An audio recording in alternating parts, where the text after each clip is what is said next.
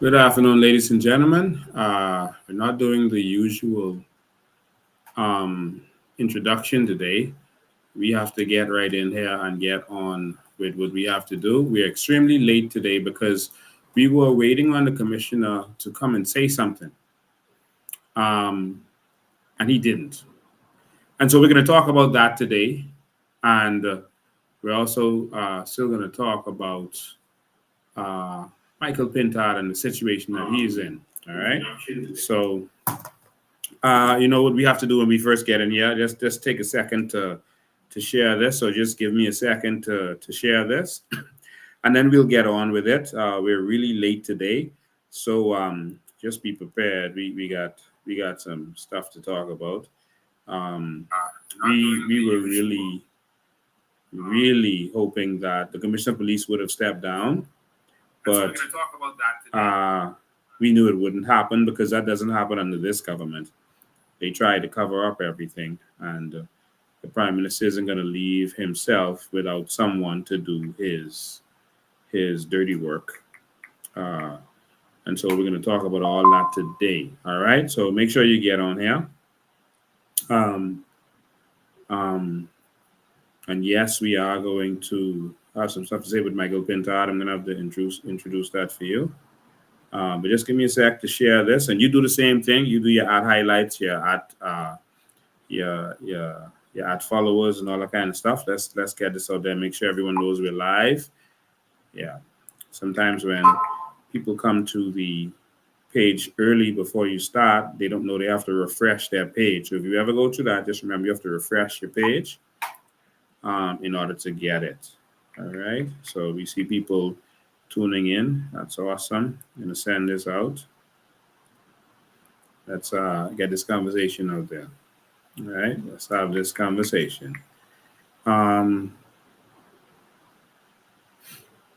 all right. I got so much calls when I let people know that I was going to do this show. We had so much calls from people, um,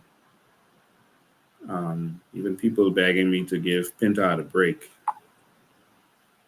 Um, but our country needs a break, and we have to deal with this. I'll explain that before I get started. I just got to share this. Um, I normally share this while the introduction is going on, but I just didn't want to do introduction. I just wanted to get right to it, and then we'll have our conversation. All right, almost there. And so make sure you do your part. Yes, make sure you do your part. There we go. Almost done.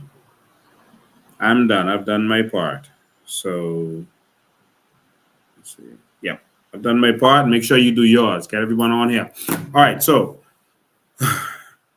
ladies and gentlemen, we are in dire straits. This country has reached a point that we never thought we would see again since the 1980s, and we're right back here. We have to save our nation. This one is not about me. This is not about Brave. This is not about Pintard. This is about a nation that is completely uh, in peril. We are in crisis. And I don't know how to say it any better than that. I don't know how to pretty it up for people, but we are a nation in crisis, in serious crisis. And we got to talk about that today. We have to talk about that today. And so make sure you share this in your groups and everywhere else because we have to have this conversation. And so we know a lot of trolls are going to come on here, but that's fine. We'll get to them in a minute. We know why they're coming, and they're coming to defend. They want to make sure they get their little contracts. They want to win to get their contracts. They're fighting for that, and so that's their interest. So um, can't kill anyone for that. They got to do their job. But us who believe in love in this country, um, we got to fight for this country. All right. So I just watched something that was disturbing to me. I watched the I watched I watched the commissioner of police just give a statement. It's almost like Brave them wrote that statement and sit down and let him read that over and over till he got it right. And maybe that's why they was late trying to edit that. The commissioner of police should be able to speak to the Bahamian public like every other chief of police does when there's something serious that happens. He should be able to speak to the Bahamian public. The fact, I'll start with the fact that that was recorded is disturbing. That means that he's being controlled. I will take that no other way. It means that he's being controlled. And again, I'm calling on that commissioner of police to step down and get out of the way. There are intelligent officers who want to come up the ranks, and we need the commissioner and the deputy commissioner to get out of the way, to resign immediately. Some people say, why are you asking him to resign when he didn't do the crime? When others have done crimes and it's not him. Let me explain this for you. That is called leadership. It's called responsibility. When the players keep missing in the basketball game and losing, do you know who was fired? The coach. The player is still there the next year, you know. The coach is fired. And so if the leader has failure under him, that means he was not able to get it right. And we're not looking for excuses. We're looking for meritocracy, not someone who is in that position because they are the friend of the prime minister, because the prime minister hang out in their nightclub on a weekly basis and play dominoes. We're not looking for nepotism while our country burns. We are looking for results. And we are tired of the nepotism. And so the commissioner of police has a responsibility. All of this keeps happening under him. That means he does not have a grip on what's going on. His police intelligence should have caught what was going on. His police intelligence should have picked up that something is probably going on. They have what they call, remember the spy bill? They can listen to the calls of everyone. They listen to calls. That's why I don't really accept calls on the regular line, because they are listening to the calls. But instead of focusing on activists and politicians, opposing politicians, they should have spent their intelligence focused on crime and criminals. This is where they are failing. They are, every event that the COI has, they send SIB to make a note of everything that they see. Instead of focusing on the COI and any other political opponents they have, they should have been focusing on the criminals. The same way that they can have their SIB people come to every event, every protest, every march, everything we're doing, they should be targeting the criminals because they say they know the criminals. Every time one of them die, they say known to the police. If you know who they are, why aren't you tracking them to catch them when they're committing the crimes? If you know the criminal and the criminal is attached to someone else who is corrupt, if you're following the criminal, you're going to catch who he's attached to. If the criminal is paying $2 million to someone, you're going to be able to tail them and see them paying $2 million to someone. Of course, they're not going to come themselves. And that someone is going to go to the minister or the MP or the politician. This is the kind of results that we thought that you would be giving, that now you're going to be targeting the criminals. Now you're going to be targeting their finances. Now you're going to do something different. But alas, no. And so here's the things that he said he's going to do. He said he plans to meet with the former Minister of National Security, Marvin Dames. He plans to meet with the former Commissioner of Police. He plans to meet with the former Prime Minister to see if they knew anything about this. Of course, Brave then put that in the speech to let you know that this started under Minister Pintard, because the indictment said it started in May. So Brave then put that in there in the speech, because you know what Brave and Pintard, the PLP and FNM always say, the two of them are corrupt. So every time they catch him in something, they say, well, the other one is do it too. And that's what we continue to experience. And so he said he's going to meet with them. Let me tell you the problem I have with that. The problem I have with that, Mr. Commissioner, is you should have already done that. How is it that something of grave importance like this, the first thing you should have done was start your investigation? Right away, you should have gone to Marvin Dames and say, what did you hear? To the former commissioner of police and say, what did you hear? Call them.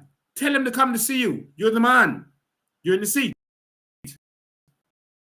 Prime Minister, former Prime Minister Menace, and make him come to see you. We need leadership in this country, man. This should have already been done. Don't come to a press conference where we are looking for information and tell us what we already know. USA Today has already told us that. The news media all over the US has said everything you've said and more. We didn't need you coming and repeating those things for Brave Davis. We need real, strong action in this time. And so the fact that you're saying that you haven't even talked to them yet shows that you're not serious. You did not mention that you were there at the arraignment in Florida. Mr. Commissioner, you did not mention that you was there. You were sitting down in tears. In tears, Mr. Clayton Fernando. You were crying to see a fellow police officer in that situation. I assume that's why you were crying. We've had enough of you crying. We don't need weeping men right now. We need strong men. We need strong men who are going to come and say, enough is enough. Let's get this together. But you can't do that because you are a puppet of Philip Brave Davis. I have to be strong and stern with you. Why? Because our country is falling apart. There's another murder tonight, 114. While you are crying. We don't need you sitting down crying. We need action. Next, these are the solutions that you gave to the Bahamian people, Mr. Clayton Fernando. You said that you are going to create a safe way for people to communicate, a whistleblowers platform. There is already a whistleblowers platform. The commercials are all over the radio, where persons can call a number that they said go straight to Miami, is how they said it in the commercial. And the information is mixed right up, they said, like Kong Salad. And you get a code, so you get paid a couple dollars. And so whistleblower platform, the problem is no one trusts you. The people don't trust you. And so a whistleblower platform, someone still has to answer it. And they don't trust it is going to be anonymous because you all have the spy bill. And you all can track where the call came from. Even in WhatsApp, it's encoded so you can't see the message unless you directly hack into the phone. But you can see that a message went from this phone to that phone to that phone. So no one trusts you all because they don't want to die.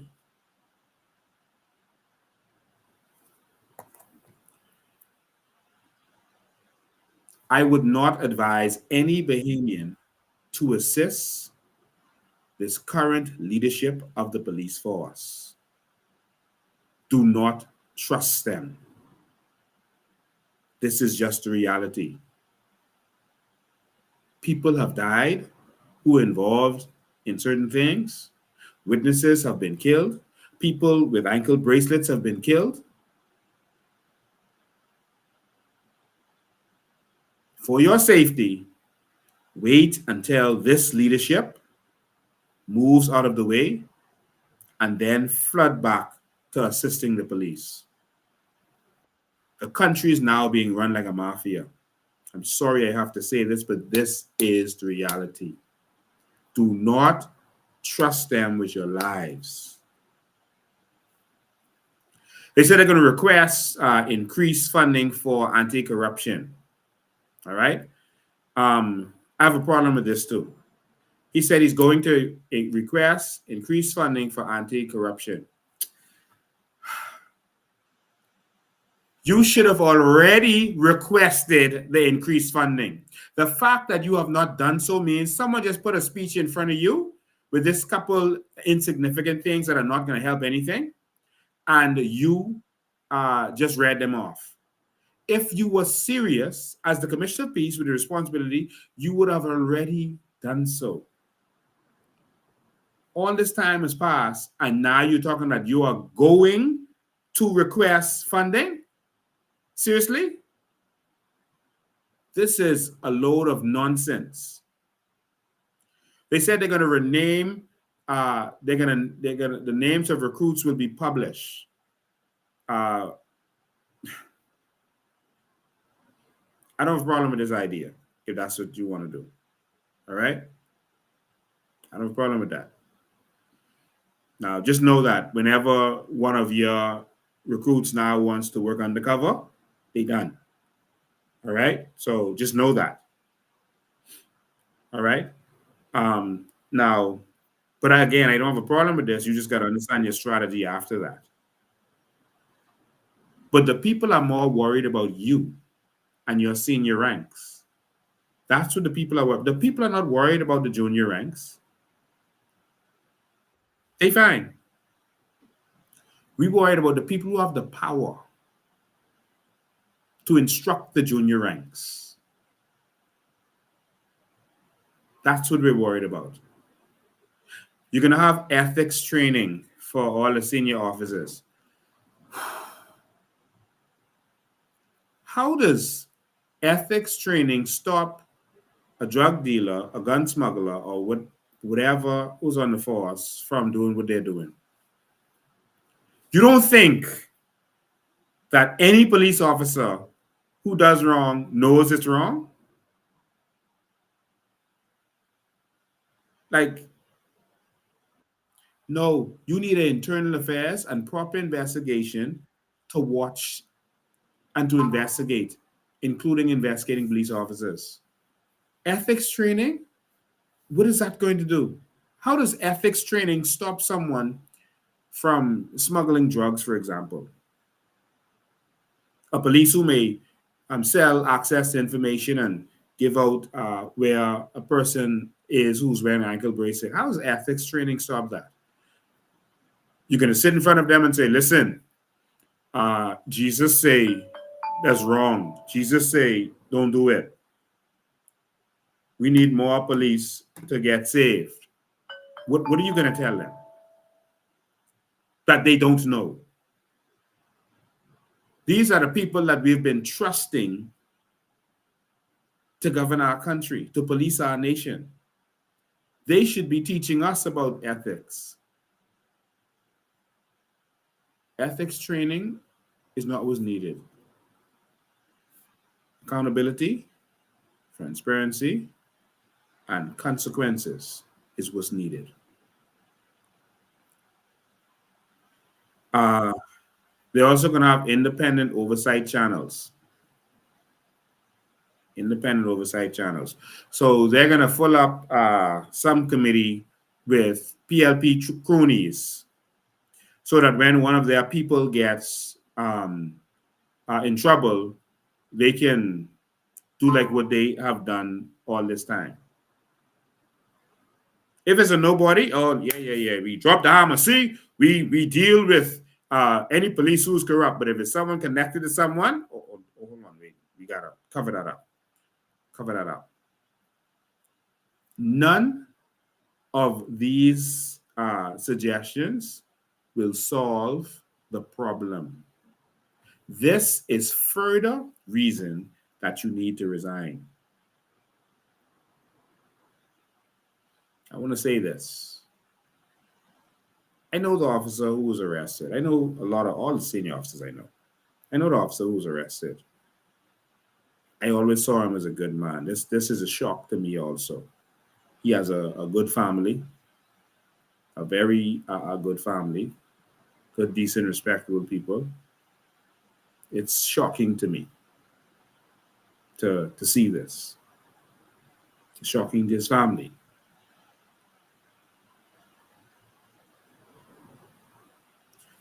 Everyone is innocent until proven guilty.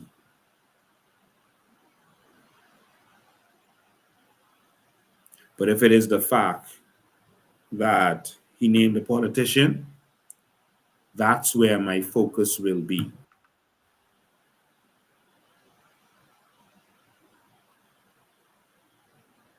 Because I've experienced on the police force that the politicians make a call to the senior officer and tell them, let that man go. Do this, do that, charge this person. And then the ones under them have to just do what they're told.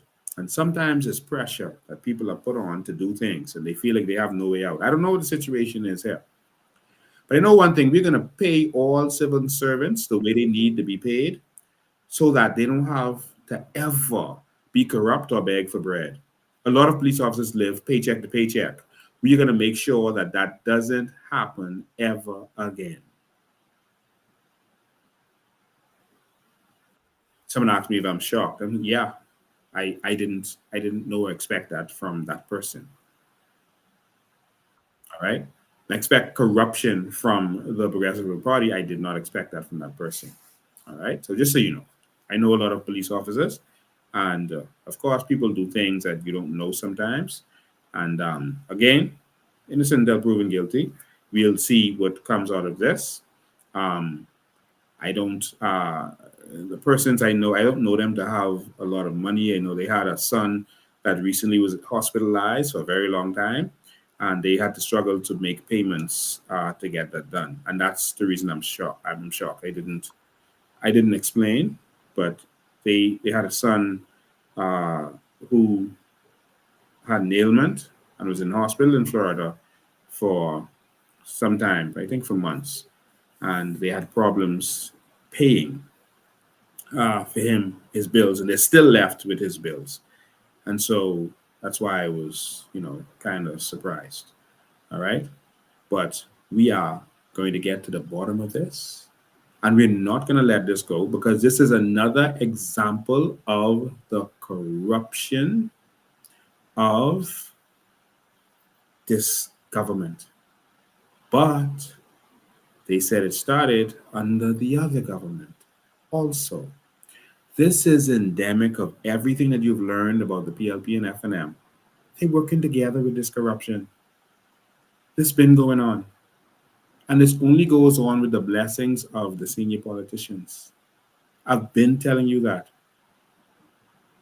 I'm going to say this to you, to every Bahamian listening to this, and the sound of my voice. I'm going to say this. Before the last election, I warned you. I warned every single Bahamian. I told you what was going to happen if you elected this government. I told you of deals that I was hearing going down. My ears are on the ground, on the streets, in Parliament, in the government offices. I had a whole live, and I said, and you could see I was perturbed in that live. And I told you I am very concerned about the deals I see going down between this opposition and criminals. I warned you. People attacked me for that. People said, oh, why would you say this kind of stuff? You just want to be in office. You just want to put stuff out there. That is wrong. Why would you say things like that about braving the PLP? I knew what I was saying.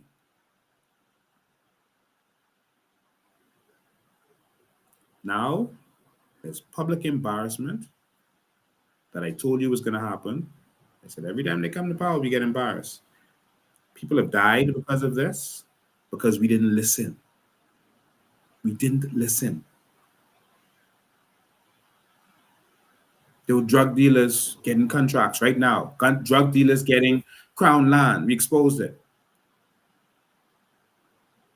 There's a free for all. This is like the wild, wild west right now. I spoke out, even though it's not the presidential thing to do. And I'm going to do that again tonight. And then you can go and vote for them if you want more of the same. But I have a duty. I promise my people to educate and inform them. Our problem is education. There's no media that has the courage to go out there and educate the people. They're twisting the truth. The media has sold out. I have a duty to educate my people.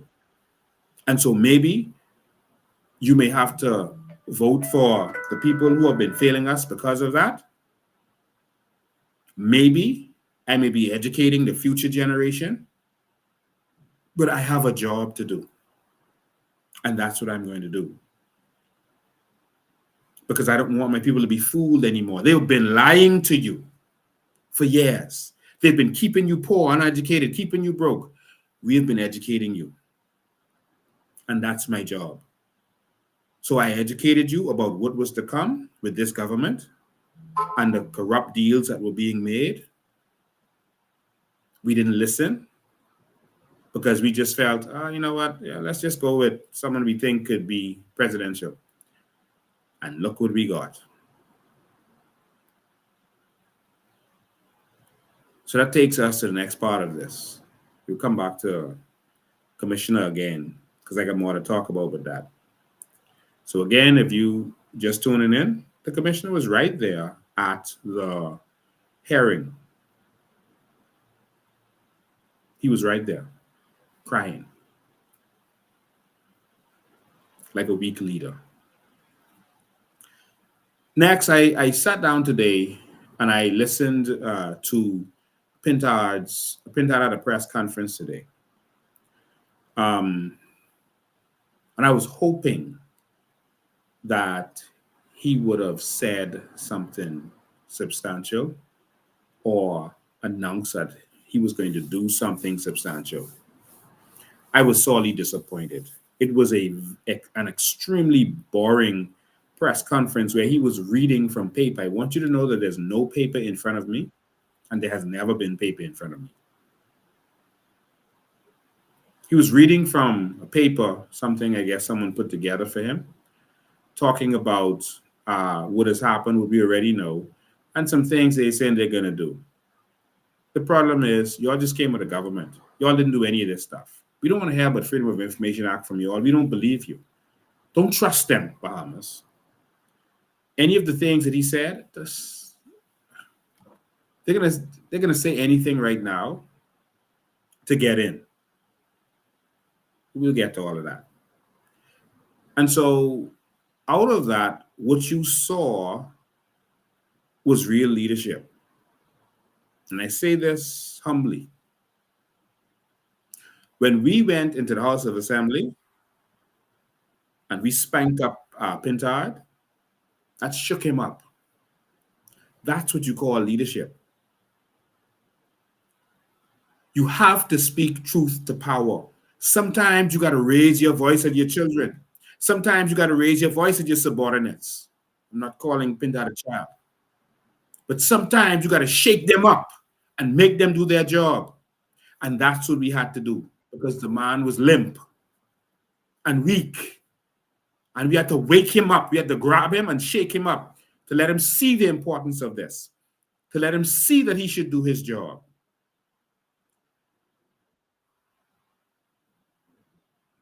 And we forced him. Now he had a press conference because that's all he knows what to do. And in the press conference, he heard me say, call for the resignation of the Minister of National Security and the Commissioner of Police. Michael Pintard is like mini me. He just whatever he sees me do or say, that's what he likes to do. And then again, he's doing his best Lincoln Bain impersonation and saying, let's go to Parliament.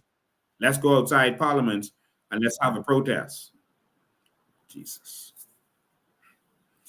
Here's the problem. Here's the problem. Michael Pintard is the leader of the opposition. He is in charge of the Public Accounts Committee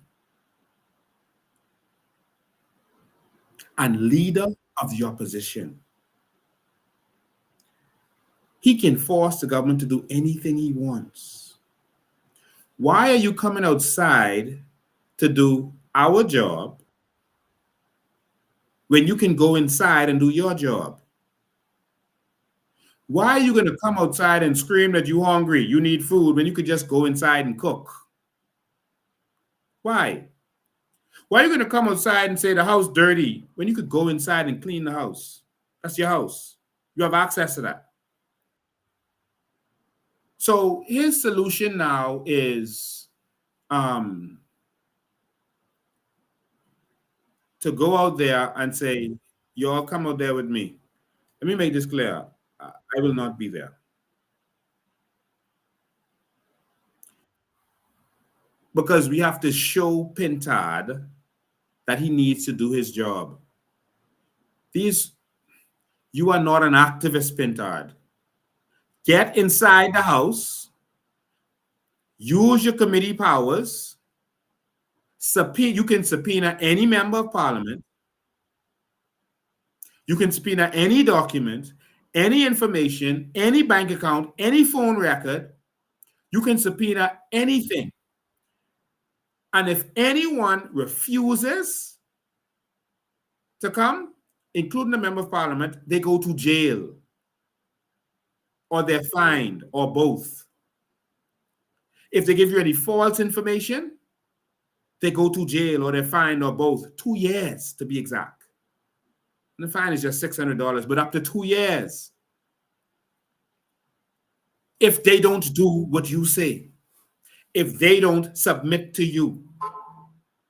I am not going to stand up in the sun with you. I will go with any activist. I've been to protests with a lot of other people, other protests that were organized with people other than me. I've been to a lot of them. All right? I'm not going out there with you who's supposed to be inside. I'm going to have to give you another father-son discipline, because that's what I had to do on Wednesday. That's forcing you to try to do something, but you're still not doing what you're supposed to do. So I'm going to have to give you tough love, Pintard, and tell you, instead of calling for the resignation of those people who are not doing their job, you need to do your job or resign. It's simple. And yes, I'm going to talk about some things with you, and there's a reason I have to do that. I'm going to ask you questions about your mental history. I'm going to do that today. Some people may not like it, and I may show the document.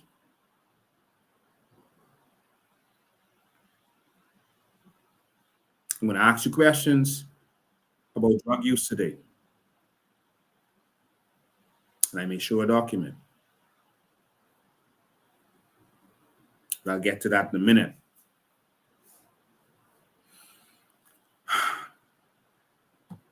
The PAC has some amazing powers. All right? Now, I have to give you the father-son treatment because it doesn't seem like you know what to do. Let me show all of you something. All right? Let me take off your comments so you can see this good. The Public Accounts Committee, all right? The Public Accounts Committee of the House of Assembly shall, you see that word shall? That means that you must do this. That doesn't say may or should. It says shall. This is what you're supposed to do. Review the annual audited financial statements of the government and the annual report of non-financial performance. Oh, so you're supposed to review the audited financial statements of the government. And so you have access to everything. And if you don't have access, you shall go to court and make them give it to you. But you ain't doing that, hey. No, hey. No. Review the annual reports, including the non-financial performance achieved. So this financial and non-financial achieved, and the audited financial statements for each public entity. That's every public entity in the country. And government business enterprise. That's everything the government owns. And report to the House of Assembly on the results of the reviews no later than the first week of the 8th month of the financial year. Following the financial year, under review and report shall include recommendations on actions to be taken. You shall do your job, Pintard. You shall. All right? There's more. See which one comes first.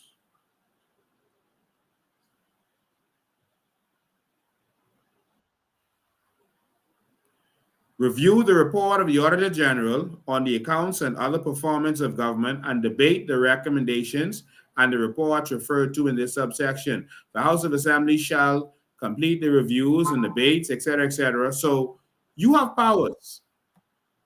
Let me pull up another one. Let's see. I'm going to show you what you're supposed to do. And if you don't do what you're supposed to do, then we're going to have to come and spank you up again. Because our country is in trouble.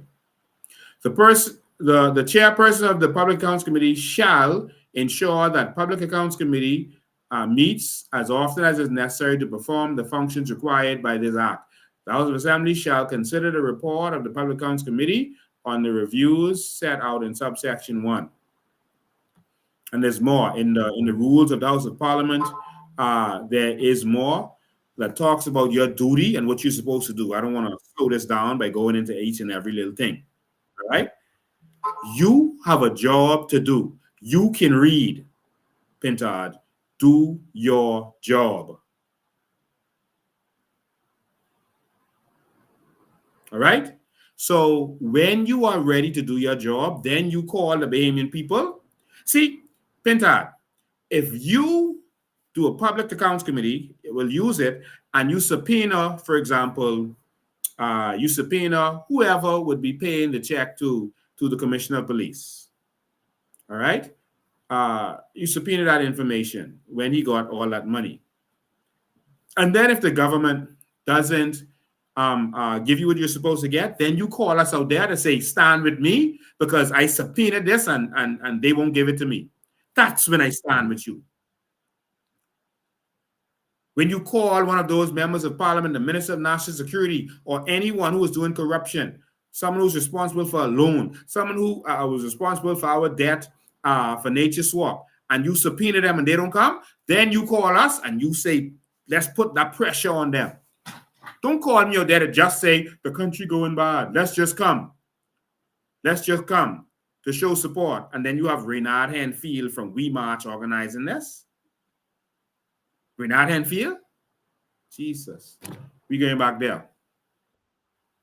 Because you and Reynard Henfield is who organized the first one. We can't go back there. All right?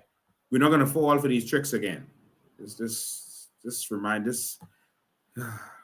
We can't go back there. All right? So I will not be participating. I'm calling on everyone under the sound of my voice to not participate with that.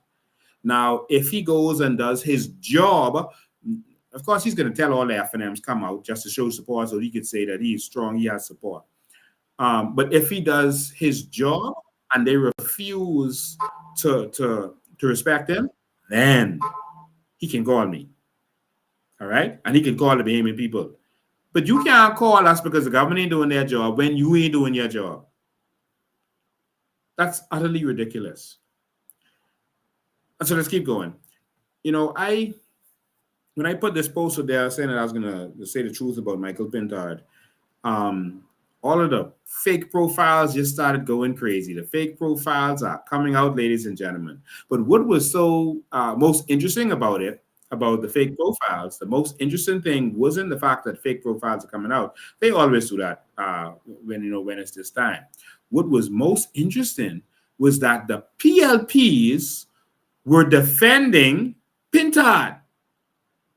Well, what is this? Starting from the puppet master of the fake profiles, uh, Fred Mitchell. Fred Mitchell um, went out and defended him.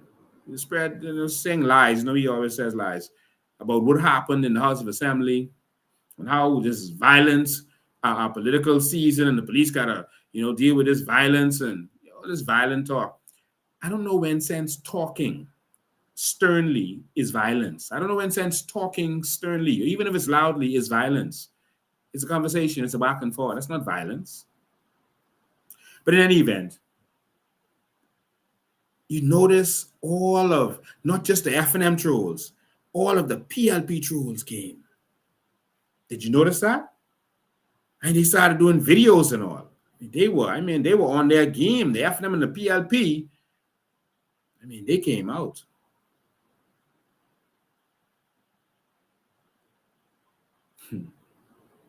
And that takes me to, there's some people who asked me to join forces. I had a call from a person today, senior police officer who I respect, and one of the good guys, and he said, man, why you don't consider joining forces with the F&M to just get rid of this PLP? And when I was at the House of Assembly, there was a young man talking to me. I don't know if y'all could hear it in the background, and saying, why don't you just join forces with the F&M in order to get that, to get this done? You and Pintard go there and you'll ask for the same thing. Don't you think that would be better?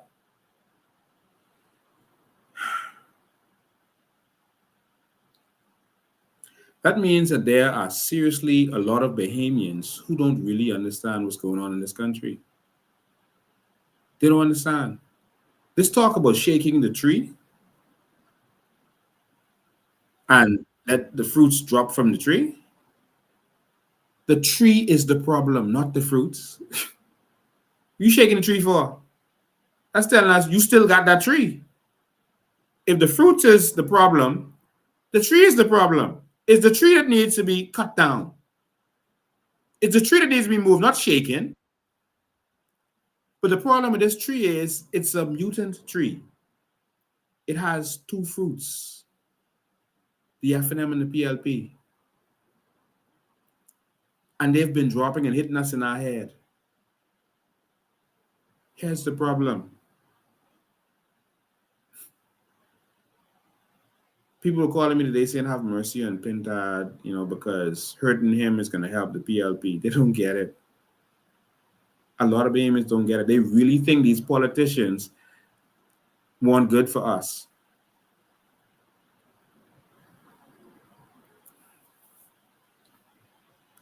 Joining with the F&M is joining with the PLP. I need Bahamians to understand this. The F&M and PLP have always been one. Watch carefully when I said I'm going to talk about Pintard. Didn't you see the PLP start? All the voice notes started, all the attacks on me started. Oh, he do this. Oh, he do that. All the voice notes started. Didn't you all see that? Why do you think that is? That should have caused you to wake up. That should have caused you to wake up.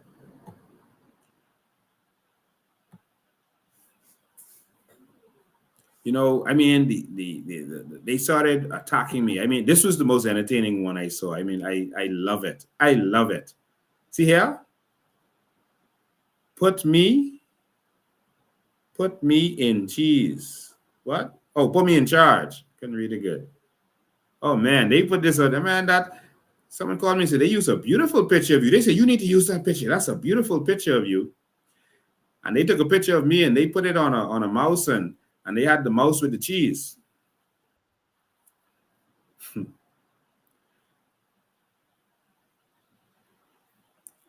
This ain't about the mouse and this ain't about the cheese. This about the vipers that are eating you, that are swallowing you whole. This ain't about cheese. You fighting over cheese? They take in the kitchen that belongs to you. They been robbing you. Cheese. We are the ones who've been telling you that you own cheese. They're the ones who tell you you ain't got no cheese. Don't look this way. Take some crumbs. We're the one educating you about your cheese. But hey, you have a choice. Every Bahamian has a choice. You can choose to suffer. You can choose to suffer, you know. That's what we've been doing every single election. Every election, we have been choosing to suffer. Jesus Christ. Let me show you something that should give you a little wake up call. For those who think joining forces with the F&M would help. See this? Remember this? You see this? Last election, they call it snap election that night. And all of us woke up that next morning to this. PLPs and F&Ms were out there putting this stuff out together. One F&M sign, one PLP sign. One F&M sign, one PLP sign. And they use yard signs this time. They never used them before. How they know to use that this time? It's like they got it from the same place. Like they was working together right in your face. And you didn't even notice it.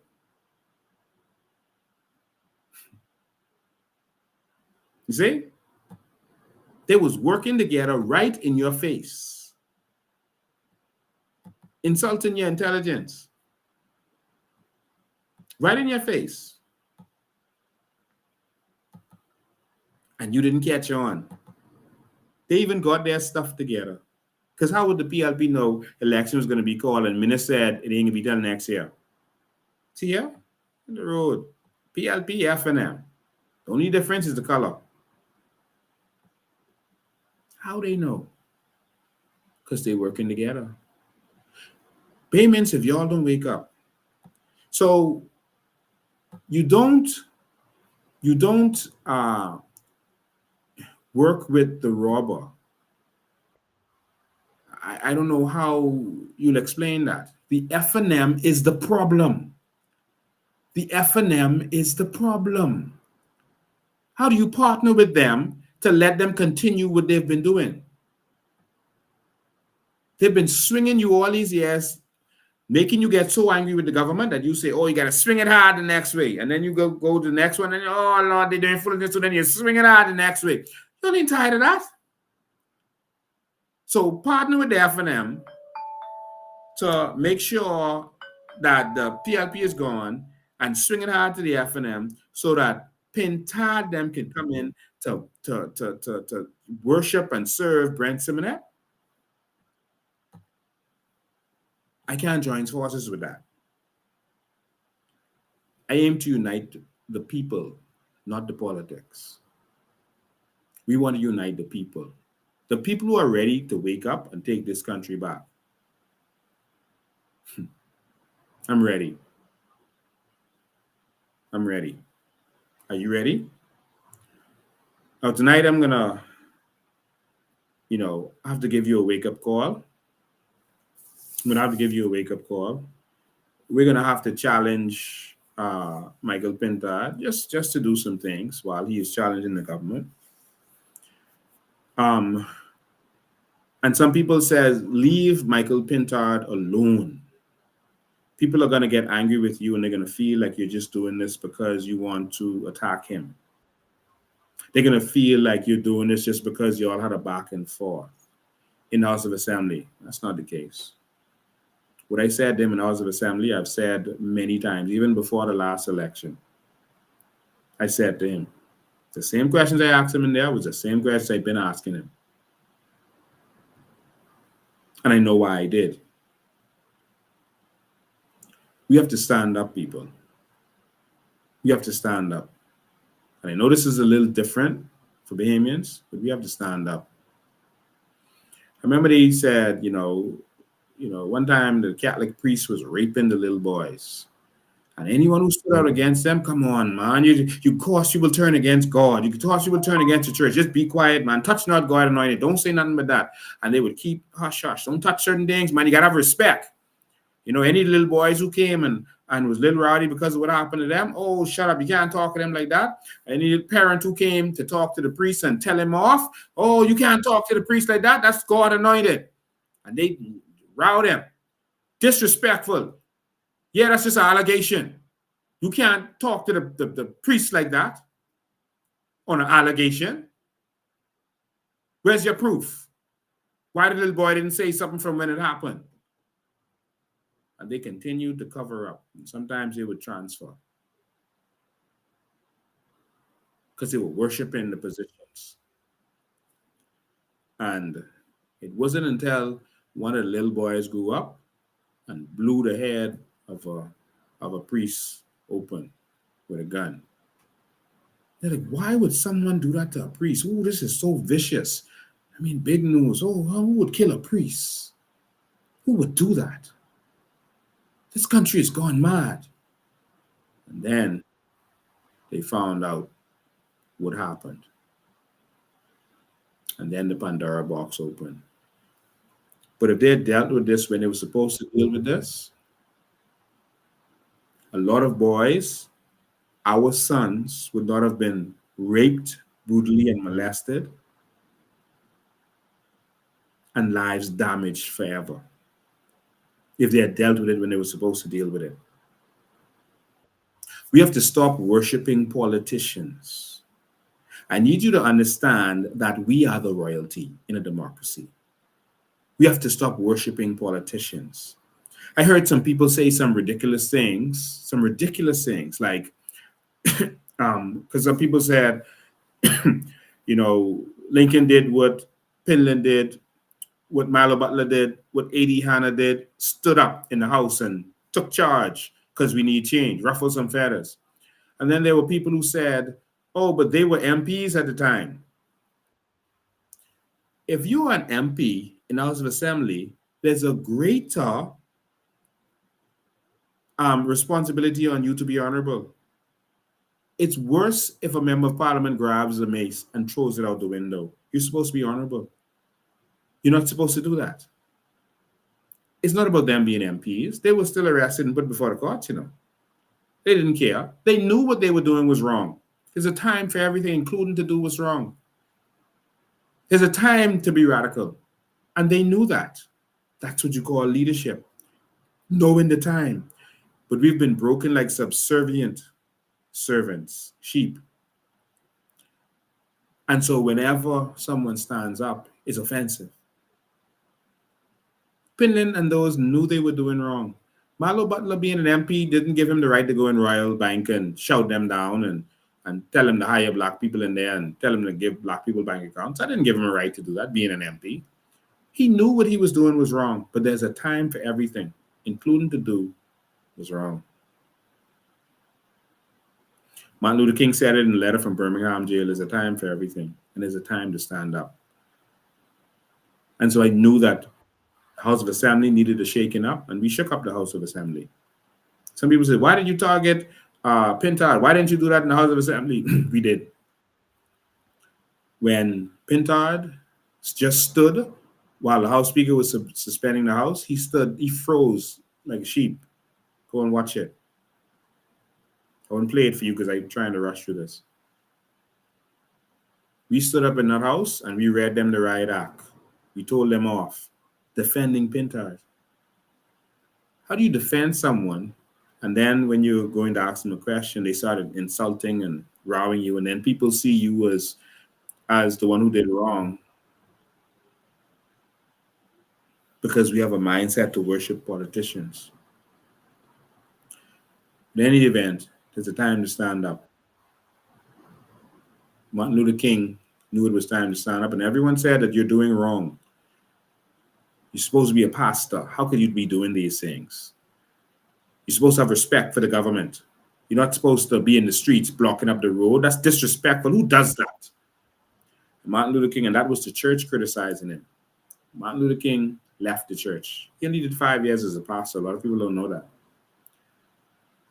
And he left because the church was criticizing him. And he told them there's a time for everything under the face of the sun.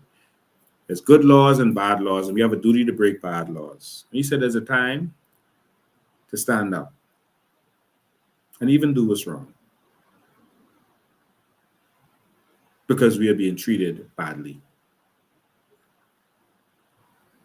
And so I always committed to letting you know what's going on.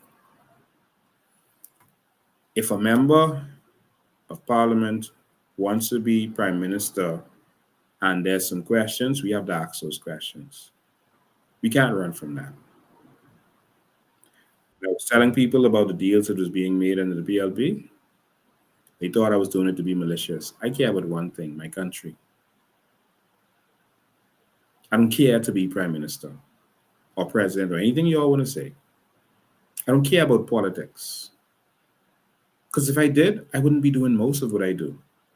In activism, every time you help someone, you offend someone. That's not the best thing for a politician. Activism is not smart politics. I'm doing this because it's the right thing to do. I'm not doing this to win. I'm not doing this because I want to win. I'm not doing this for politics. I'm doing it because it's the right thing to do.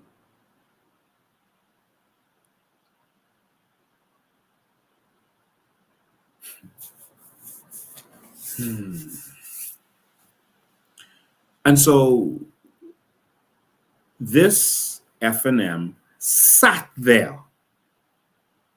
Someone said to me, oh, why are you focusing on the F&M and focus on the government? Let me make this clear to you. We have been focused on the government for 3 years by ourselves. The F&M didn't even try to help us. We were the ones being the opposition in this country. We were the ones, the COI. We were the ones standing up to the evil that was going on in this country. We were the ones. We made that clear to you. We held the government feet to the fire. The PLP took our sovereign wealth fund and the F&M voted for it. Just sat there. The PLP gave BPL generation to Focal and the F&M just sat there, said nothing. The PLP broke the procurement laws and the F&M did nothing. The PLP paid the commissioner of police and others in secret and the F&M did nothing. The PLP auctioned off our hurricane supplies and the F&M did nothing. They knocked down a police officer and the F&M did nothing. They were accused of rape. There was no arrest, no questioning for what felt like months. And the F&M did nothing. COI had to stand up. Michael Johnson voice notes, the F&M did nothing. They're doing nothing. They raised NIB. The F&M did nothing. They raised the fuel surcharge at BPL. The F&M did nothing. They put VAT on breadbasket items, VAT on medicine, VAT on insurance. The F&M did nothing.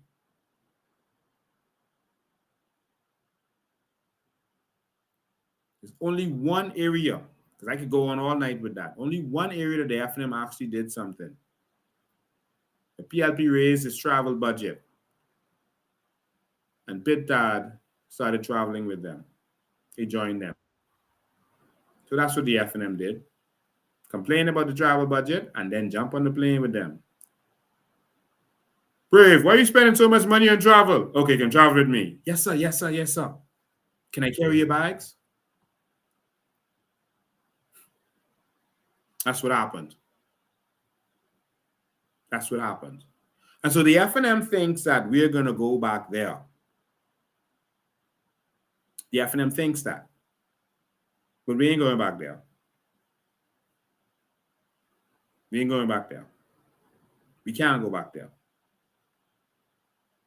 And I got some serious questions for the FNM. And then after I ask these questions, listen, if you want to vote for that, then you vote for that. If you want to vote for Brent Simmons them running this country and running this down, Brent Simmons had to resign for crooked contracts, corrupt contracts.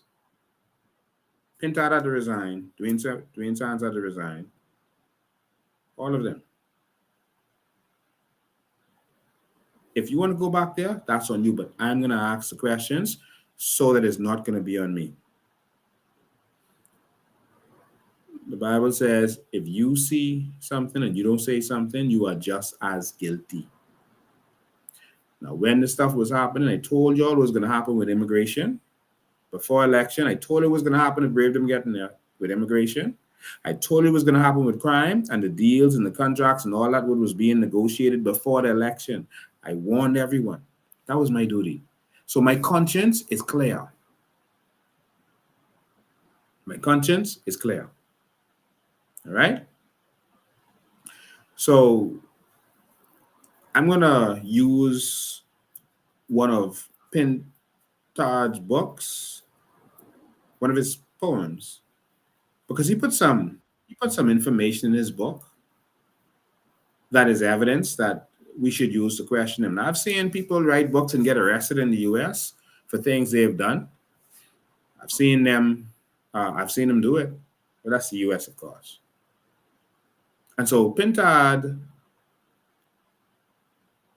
I'm gonna show you something in there, and then we're gonna use that to ask Pintard some questions. Same question, but different way, because we need to know. All right? We need to know.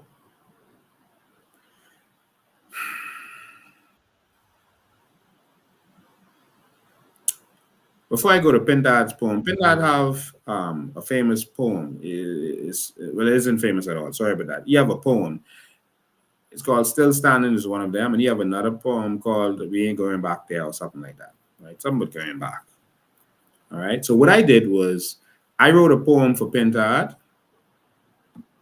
When the commissioner decided he was going to stall and wouldn't come right away, I wrote a poem for Pintard. And the poem is called We Ain't Going Back. All right? I'm going to share this in social media when we're finished. I literally just sat down and wrote this just now. We ain't going back. And that's a poem that Pintard have. It's something similar, the name of it. So Pintard, I wasn't copying you with the name. I spanking you with the name.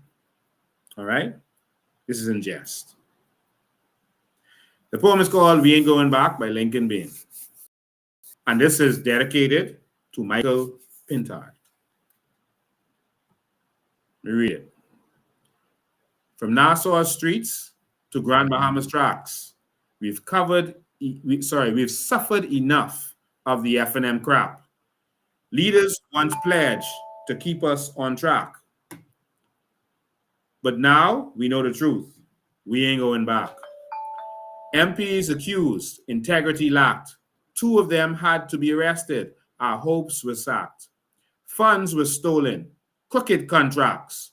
We've wised up now. We ain't going back. Travel visas turned into a hack. Profits funneled to croonies. We paid for that. Whole 12%. Yup, they increased VAT. Where the money gone? Where the VAT money gone? We ain't going back. When Dorian hit and the skies turned black, victims stacked in a trailer, compassion off track. Loved ones buried without a mark or plaque. We will never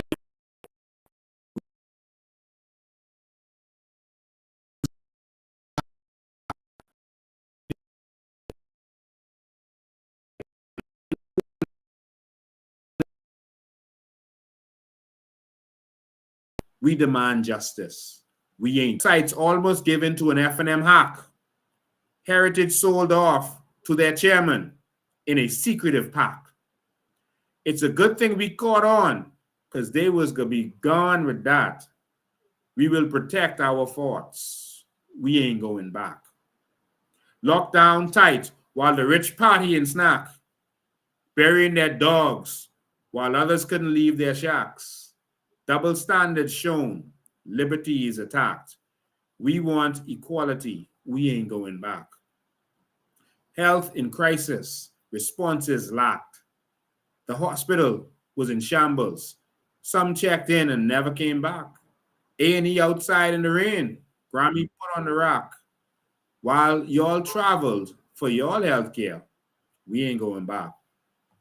Togi and Bobo, murder plot was dark, I mean black. Stories of schemes to get someone smacked. Chairman, senator had to resign for this crap. Now that's corruption. We ain't going back. Not to the days where integrity slacked. Associations with drug dealers are a progress hijacked. We need leaders strong, not this flapping mouth crap. We need strong leaders, so we ain't going back. No more speeches that in substance lack. We crave action now, not word salad stacks.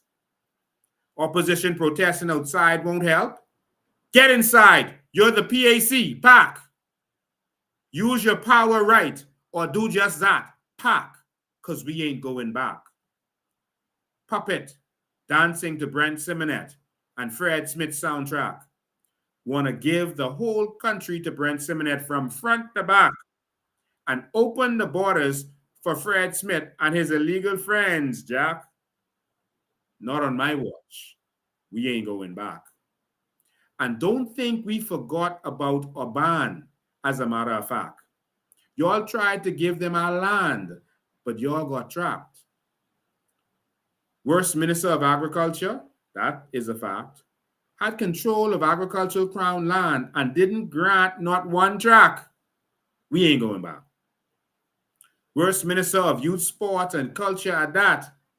Youth programs suffered. Athletes were begging. That's whack. We tired of begging, so we ain't going back. Forward, together. No plan to retract. Hope guides us on. That's a matter of fact. The spirit of our people is right on track. It's a new Bahamas, baby, and we ain't going back. That's dedicated to Michael C. Pintard, the poet.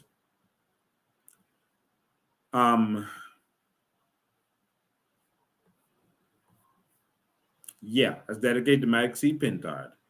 And so I'm going to say this, and you can decide how you take it or leave it, but we ain't going back. I asked Michael some questions while we were in the House of Assembly. And as I said on Steve McKinney's show, I asked him the question for a reason, because he came and confessed certain things to me. Michael came and confessed to me that he did use drugs. He came and confessed that to me. All right. And that might be worded used to use drugs, whatever it is. And you can't hold something against someone forever, but we need to know if that still is the case. And I told you on the show when he came to me, I gave you the specific instance of when he came and said that to me. There's a reason that's important. And he said it caused it caused him some mental instability. Again, maybe the past, but we need to know. If you want to be prime minister and you were committing crimes by using drugs, you are making bad choices by using drugs, we need to know that. In America, for example, when they run it, they give their health information. They have to make sure they're healthy. If they ever got a DOI in the past, they bring that up. And for some people, it mightn't matter. And so some may say, okay, what if he used drugs? We don't want to know if he used drugs. We want to know if he's gone back or if he's still using that. I'm talking about cocaine and that kind of drugs. I think we have a right to know as a people, and maybe I may be castigated for asking this question, but I think it's an important question. And right now, I'm demanding that Michael Pintard do a drug test.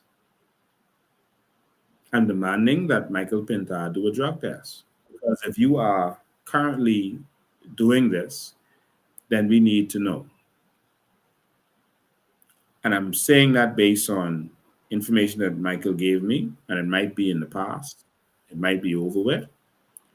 Um, but we need to know. We need to know if Pintard has ever had mental issues, and mental issues is a serious thing, and I'm not taking this lightly. We need to know. We need to do more with mental issues in this country, and we need to take that seriously. And that's not something I take lightly, even in asking this. And I'm asking this because of the information that I was given by him. We need to know. And there's a reason we need to know that. All right. And again, it might be his past. It's just a question we need to know. And so you can sue me, which that's fine. All right. Anyone can do a lawsuit. Or you can just let the people know and say, listen,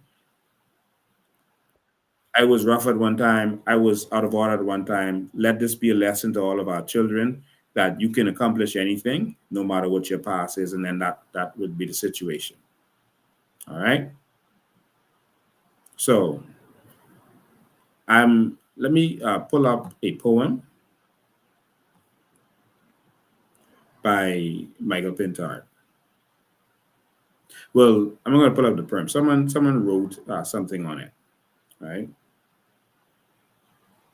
And no, I want to make this big. Let me close that and let me share it and make it big. Because it could be the greatest inspiration story ever. Or it could be that, you know,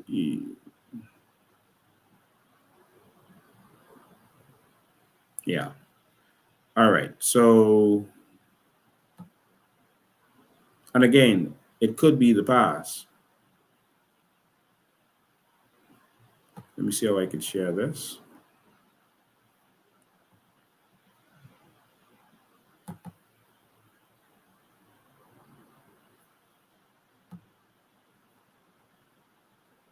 All right, I'm just going to share this. Just give me a sec. Let me put this up there. And we could just get this out of the way.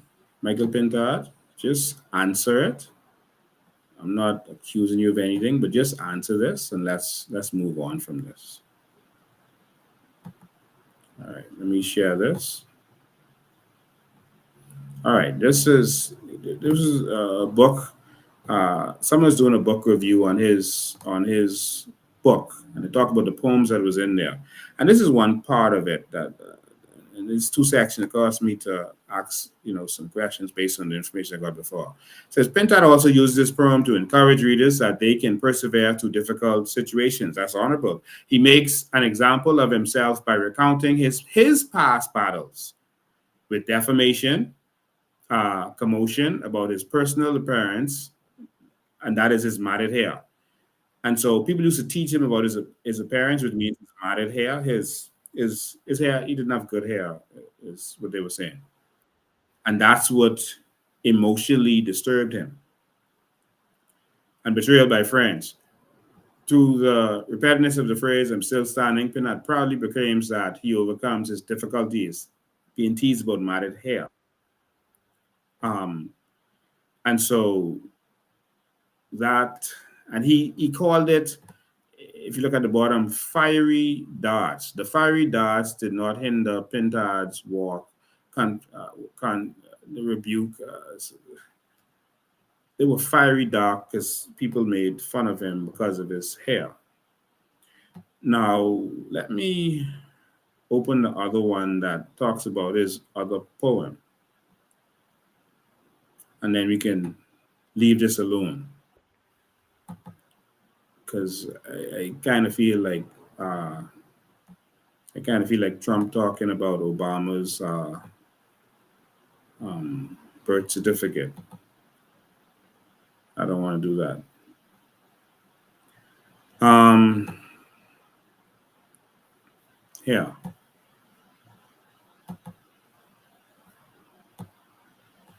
So here,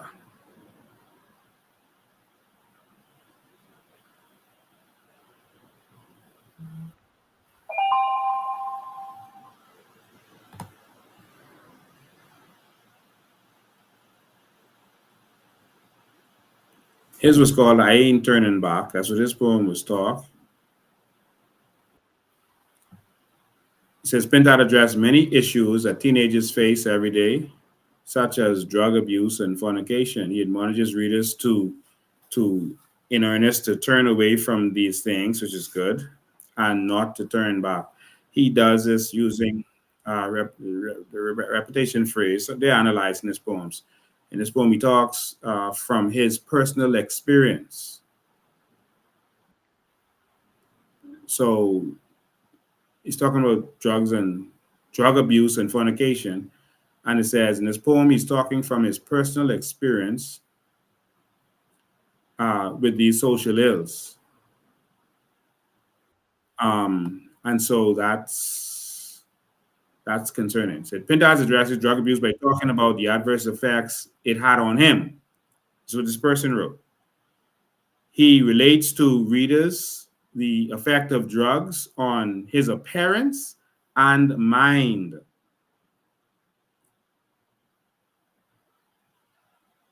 He says, spliff in my mouth, redden up my eye, scared to die, sad, stupid enough to believe I could fly. Later in the poem, Pintard hints at the addiction these drugs cause by talking about people putting them in priority over responsibility. All right. Um,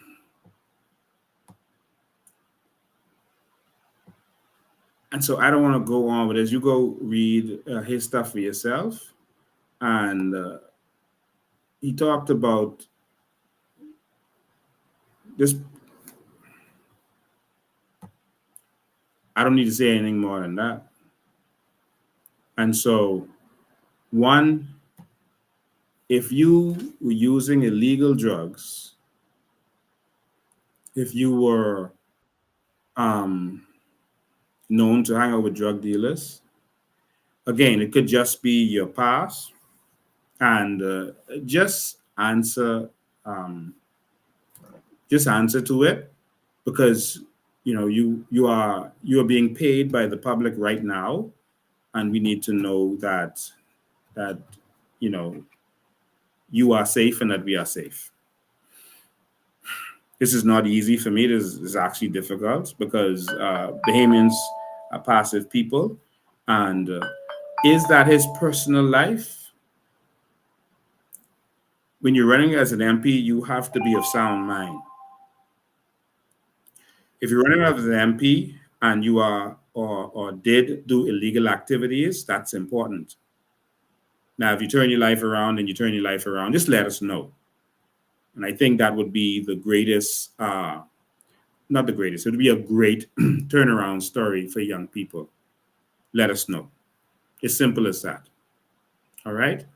And so in that write up there, they were implying that the drugs affected your mind, that they're saying that you said that. There's been that calling. No, that's a reminder alarm on my phone. And so we need to know. All right. And if I should just let this go, just tell me. I'm about to open up the phone lines. I'm not going to release anything else that I have. I'll I'll let you say what you have to say. I'm going to open up the phone lines. I've been going for an hour and 19 minutes. Let me hear what you have to say, and I'll talk some more. 8035995. Do you feel that if someone was involved in criminal activities, because he said he never went to court, but if you admit that you were a drug user, marijuana, cocaine, whatever it was, you've been breaking the law. And so should someone who's been breaking the law actually now be interested to be prime minister? If you had a mental issue, should we know that that is clear? Should we know that that is clear now? Should we ask him to be evaluated? And should we ask him to take a test? Well, I'm going to ask him to take a drug test and clear it up. And so now we know. You think he's going to do it? And I don't want it to be a F&M doctor. All right. And so some people who, because of this, they feel like this is out of order. You shouldn't discuss this. You should just leave that alone. They told me the same thing with Brave Davis, and you see where we ended up. All right. Let me open the phone lines, and so you'll have a chance to tell me I'm wrong, tell me to retract, tell me whatever you're feeling, and then we can go from there. All right. But if you're going to lead this country, just let us know. I don't think people will have a problem with that, and everyone has a pass if that's the case. Or it might just have been literature, and it might not have been the truth put in there, but I just matched that up with what I was told, and that's why I asked the pertinent question. All right. So, okay, phone line. Oh, I didn't give the phone number. 803-5995. 803-5995. Good evening, you're live. Good evening, you're live. Okay, we lost them. 803-5995 is the number. 803-5995 is the number. You can call in. All right. So we want Pintard to answer that. It could be absolutely wrong. Don't take it from me. Let him answer that to the Bahamian people. I'm just saying that based on my opinion of this public figure and what he's put out there publicly, we know that this is what the situation is. And so we need to know. All right. We need to know if he still has issues. All right. So, or if he's ever had issues, we need to know. All right. And I think that's not out of order. 803-5995 is the number. And you can tag Pintard. You can tag Pintard in here, and then we can go from there. 803-5995. Good evening, you're live. Good evening, you're live. Am I live? Yes, go ahead. All right. Whatever you're listening to, turn it down. Just talk in the phone.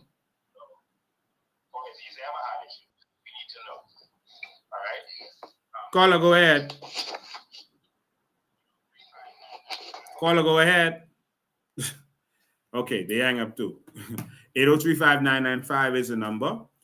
We need real strong leadership at this time, not the stuff with Pintard. See, if someone has, personal issues, I don't deal with personal issues. I never deal with people's personal issues. That's not my thing. I'm not interested in that. But if you're going to be leader of this country and then there is a criminal past, we need to know that. So you may say you've never been to court, but if you have a criminal past, we need to know that. And if you have changed, then so we'll see if he answers or not. Good evening, you're live. Good evening, you're live. Yes, sir. You can hear me? Yes. I want to commend you for your stance the other day at Parliament. You made us proud. Thank you, man. And I think everybody understands now that we mean business in this country. We're not going to stand and tolerate the corruption that is present in our country. Yeah. I'm very disappointed though. In what the commissioner did tonight. It was a shared waste of time. I believe that he is a good person. I do not know whether or not he's equipped for the job that he has been given, but it appears as though he is under the thumb of somebody, and he chose to obey their orders rather than serve the Bahamian people, and for that he has to atone. Mm-hmm. But you're doing a good job, Brother Bean, and if the opposition was as strong as you are, this country would have been in a better place. Now, I do not know. I have an experience about what happened in the after the parliament was ended, and you and Michael had that bit of debacle. Yes. I have feelings about that. I probably talked to you off air about that.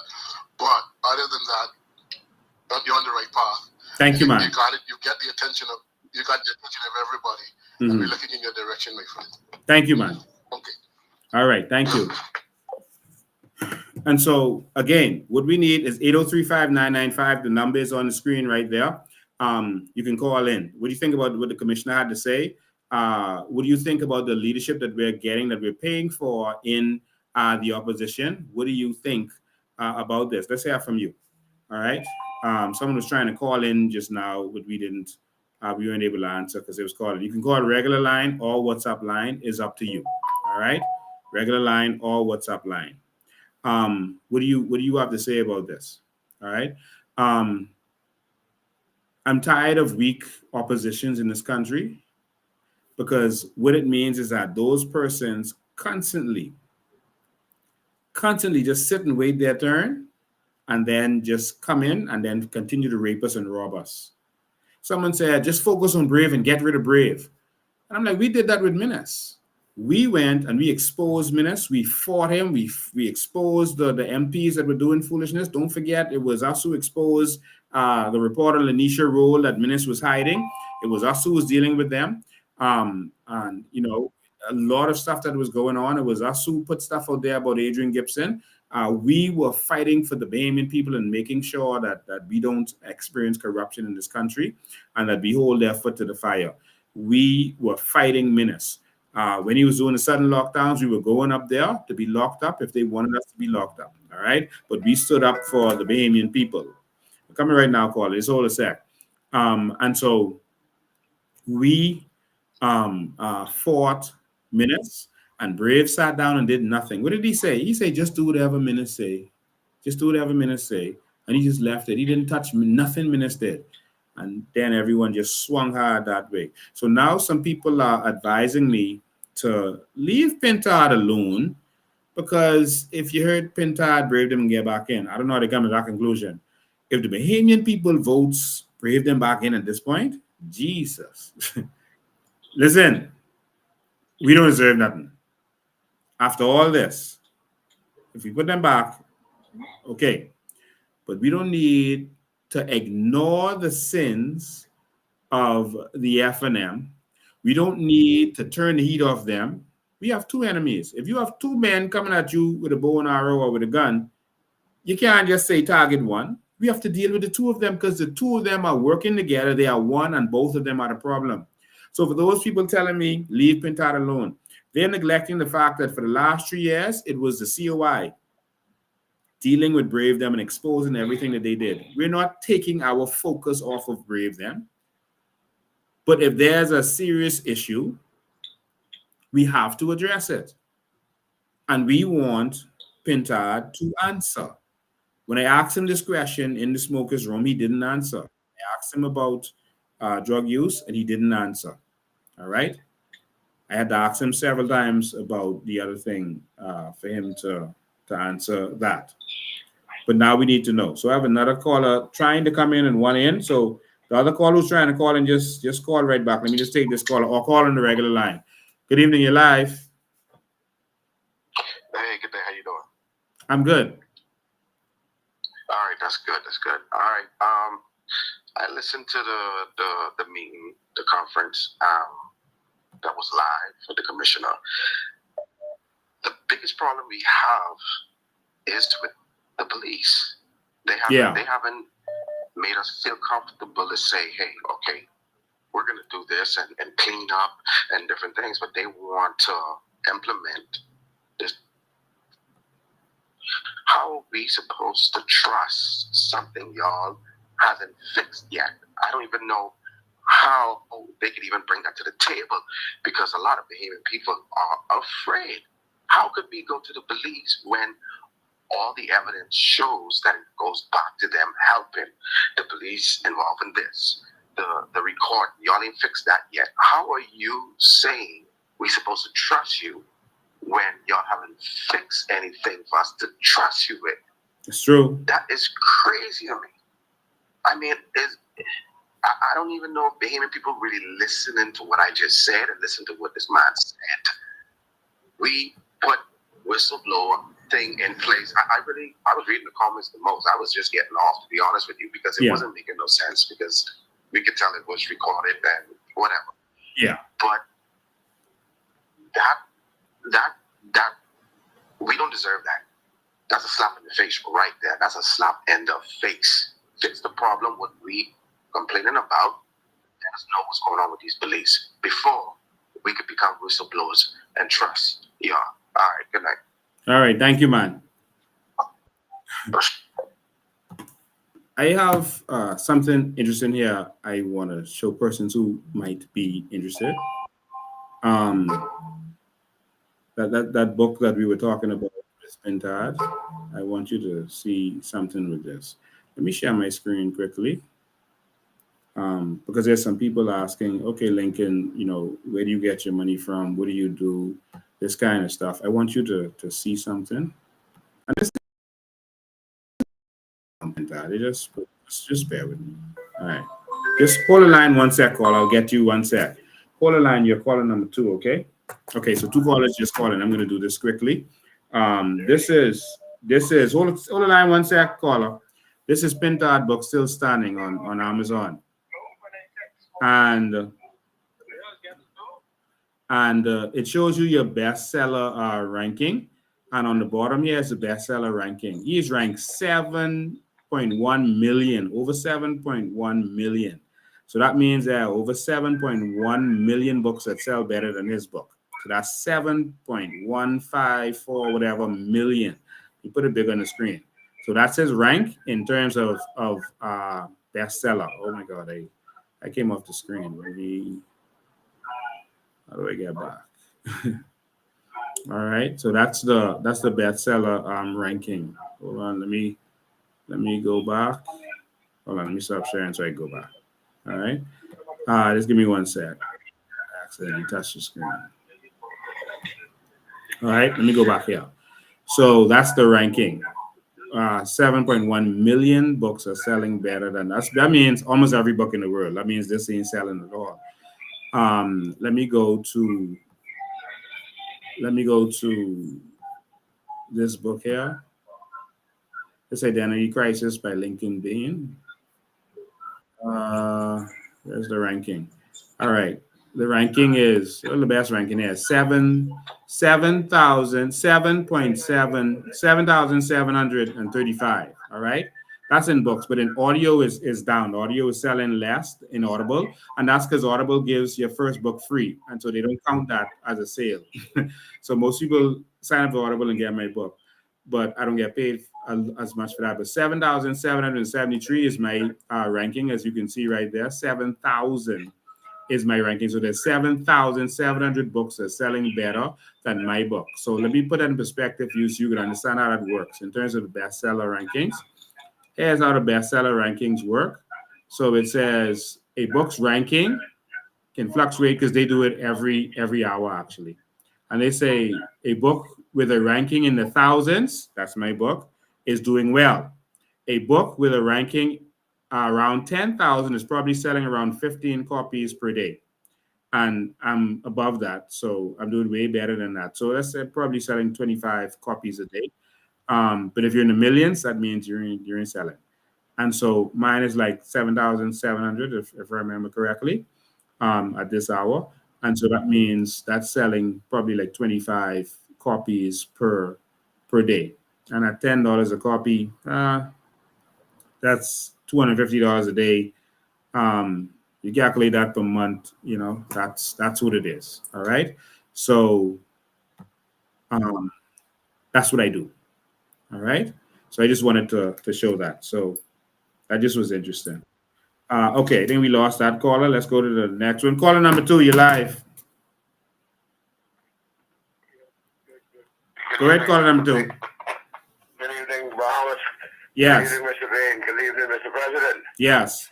Mr. President, it was, I was just trying to figure out if Pintard fighting for the oligarchs, the Olarescos and the Kellys and them, and Bray fighting for foreigners, who's fighting for the Bahamian people? Well, you know what? the COI. It's so clear. That's right, the COI. Because no one is fighting for the Bahamian people. Yeah. Our women and children being slaughtered, and they talking about there's enough to worse of the worst and foolishness. And I mean, everybody saw the speech tonight with the Commissioner of Police, edited and guided. It's so shameful. It's absolutely shameful. And today I was with some men who work on a construction site, and I can tell you, they are quiet. But the brother tells me, but if you're talking politics or anything like that, if you ain't talking black, move from my truck. You know, a young man told me, he said, listen, all my family, we be going after them all our life, but listen, but Lincoln look this way. Lincoln look good. We haven't dinner tonight. That's the conversation tonight. No person in the Bahamas right now will just come forward and say, back in PLP or after them. Or they would tell you they don't know how they're going to vote. And it's an indictment on the PLP and the FNM that have put the Bahamian people in that position. Yeah. Because both of them are the same. Yeah. You know, both of them are the same. So we, the Bahamian people, we encourage you to keep on keeping on. We with you. We standing with you. We want change. We want to be empowered. It's time for us to live out our dreams. God bless you and God keep you. And we're going to keep praying for you. Thank you. Good night. All right. I see a comment here that says, let go of Pintard. Let go of Pintard. Let go of the Pintard backlash. All past actions will never resurface. Let's focus on the serious issues at hand that is presently affecting our country. Yes, I agree 100%. Let's focus on the serious issues. Let's go to the phone lines. Good evening, you're live.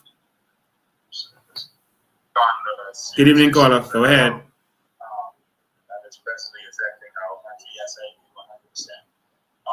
Focus on the serious issues. Go ahead, caller. You're live. Yes, I'm calling straight out from the United States. Okay, awesome. And we're watching closely. The Bahamians here in South Florida, North Carolina, we're watching very closely because you put on a stellar performance for the citizens of our country. Thank you, man. We are very proud about what you're doing. And, you know, we want you to know that we support your movement and we will be coming in with plenty support for you, sir. Thank you. What has happened, we watched a group of us sat in a restaurant of ours and we watched the performance of the commissioner tonight. Yes. And I can tell you, we are so dismayed with the emptiness of his rhetoric, because here it is, he's speaking about implementation of new programs to thwart crime in the Bahamas, when in fact he should have been the vanguard overlooking that crime does not exist in our borders. Yeah. So, as it's been said, he should put forward his resignation forthwith. Yes. Along with his Attorney General, his Minister of National Security. These are the integral internal security of our national sovereignty of the Bahamas. And they've done a poor job. We want you to know that the Bahamas will see a change in this coming election. And the election should be called snaply, promptly, ASAP. We're there. We all are coming to support your movement. Thank you, sir, for your open air, and we support you once again. Thank you, man. someone on there, before I go to the next caller, and it's 8035999. Someone on here says, I'm not a Bahamian, so I know I can't speak to the politics of the Bahamas. However, I do see parallels in what's happening in the Bahamas and what's happening in the US. I feel encouraged by how Bahamians are fighting for what's right and just. My hope is that Black Americans can unite in this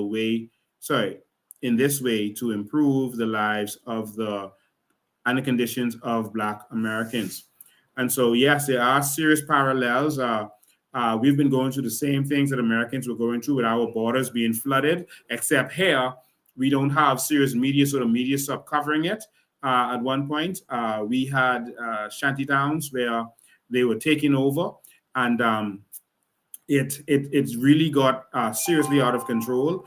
The same party, there was a lot of strange issues that they were pushing, the homosexual issues and that agenda, the LGBT agenda. So a lot of the same things that America was going through, we are going through. The inflation, the economy, which is not good for us, the people. We're not feeling it. The more cruise ships are coming, but they're going to their keys and they're keeping their money. And so we're not feeling what's happening. And we have liberal leaders in the PLP and the FNM, because the FNM is going to push this immigration agenda also. Once Fred Smith gets in with Michael Pintard, they're going to run ramshot on this country as it relates to immigration. They were fighting for illegals to be able to not be touched for years. And of course, they've gone quiet now because they expect that the election is going to just swing to Michael Pintard, and then they're going to have full control to do what they want to do. And Pintard has already said he's not discriminating against gays. He supports that movement also. And we'll see what happens with that. All right. So, yeah, let's go to the next caller. Caller, you there? Hi. Good evening, Mr. Dean. How are you? I'm awesome. How you doing? And I'm blessed through the grace of God. I'm blessed through the grace of God. Let me say, I've listened to the commissioner, and what I've heard from him,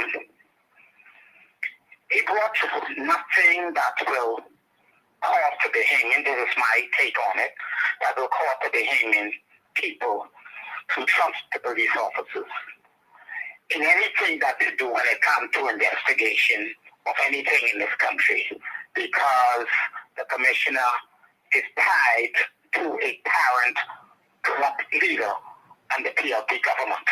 We see what this government, this PLP government under the Haitian leader of Philip Davis, who declared himself to be a Haitian, and who don't love the Haitian, when he brought the commissioner back and promote him to commissioner, and then settle a deal of the taxpayers' money, and we never know how much money he settled with the commissioner. He had no need to sue this government, but because they hang out together, okay, the club turning point in the Grove. But let me say this.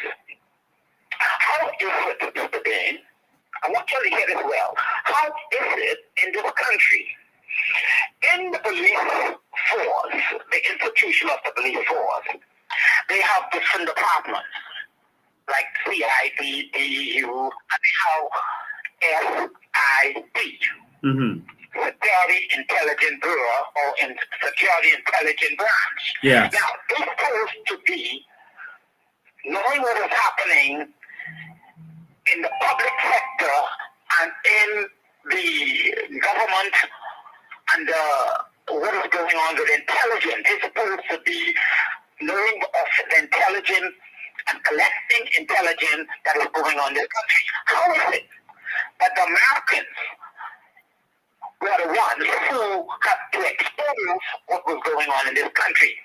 Think about how serious this thing is.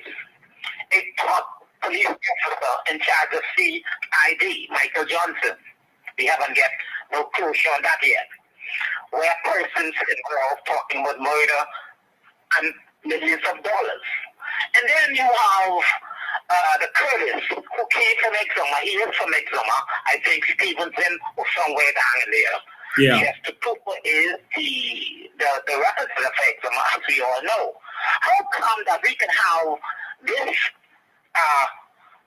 a crime organization taking place within the police force, and the SID, who's supposed to be gathering intelligence, and the commissioner know nothing about it, and the prime minister, and the national security minister, Wayne Monroe? How come? Where is it a cover-up from 2017? The FNM, under the FNM commissioner and SID, what are the SID jobs in this country? Their job is supposed to be dealing with intelligence. And they didn't know what was happening, whether they know a criminal organization within the police force running and doing what they want to do. In the top brass, the commissioner knows nothing about it. The SID knows nothing about it. I'm saying, now I know they have to know something. Okay? And so, we got a problem in this country. Yes.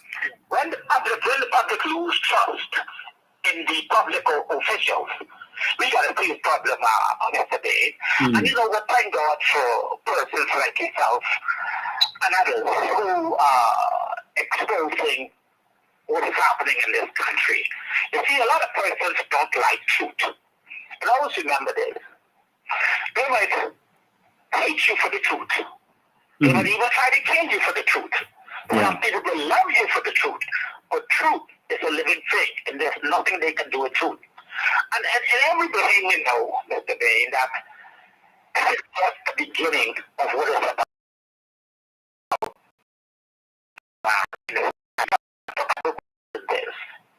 It can will be shaken, and everything that cannot be shaken will remain. So a very powerful thing about money. Number one, in the book of Ecclesiastes it says this, I know for this. It says the power of money is answereth all things. Then it talks about in the book of James, for the love of money is the root cause of all evil. Every evil stems from the love of money because of the power of money. But it's another thing about money. Money is the defense. After persons have done the evil, the same money that they have in their possession and the evil they did to get that money is to defend them. It could buy out the corrupt police, it could buy out the corrupt judges, it could buy out corrupt politicians. All is because of the power and the love of money. God bless you, my brother. Thank you, man. Appreciate you. All right, 803-5995 is the number. I see a comment here. They're responding to someone. They're responding to Erica Morris. Erica Morris is a strong F&M supporter who's always trolling on Facebook. I know her very well. I think we worked together at Jams one time ago. She's a strong F&M supporter. And the person is responding to them. Hold the line one sec, caller. The person is asking, well, I'll just abbreviate it. They're saying, why is the government always talking about infrastructure? If it was done properly the first time, then this shouldn't continue. And so I'm not going to read the whole thing, but yeah, you're right. We shouldn't be having these conversations about road and water and electricity, not 50 years later, man. We should be doing things that should blow people's minds, like what Dubai and these other countries are doing. We should be on another level now. We shouldn't be just trying to get good education, get another hospital built, or get our hospital built. Come on, man. We shouldn't. We can't settle like this, man. And I think the Pintard and them, you all was there. You all didn't build a hospital. You all did nothing for this country. You all didn't build not one home. You all was selling property. You all was selling the crown land to the people. You all didn't, and that's 50 by 100. You all didn't build one home. You all didn't build one school. You all did nothing. Under Pintard as Ministry of Youth, Sports and Culture, athletes were begging for little assistance. Begging. Where you going now? Let's go to phone lines. Good evening, you're live. Ministry of Works is corrupt and Clay Sweeting and Anya Mackey are not nice individuals. They do not care about the poor. They only care about the big muckamucks. That person called and used a AI read for them voice to send that message about Clay Sweden and whoever that and Jobet Kobe Davis. And we need to know who the persons are who are accused. The government is able to reach out to the U.S. government and ask. The commissioner of police has that authority also. He should have already asked. If I was commissioner, I would have already reached out to the FBI, to the feds, to the DEA, or to the Department of Justice, and I would have asked them, who is this politician, so that we can start our investigations on this side. But guess what? The reason they don't know or don't have the information, the reason the U.S. didn't let them, they were investigated, is because the U.S. don't trust none of them. The U.S., the Bahamas, and Turks and Caicos works together on drug interdiction.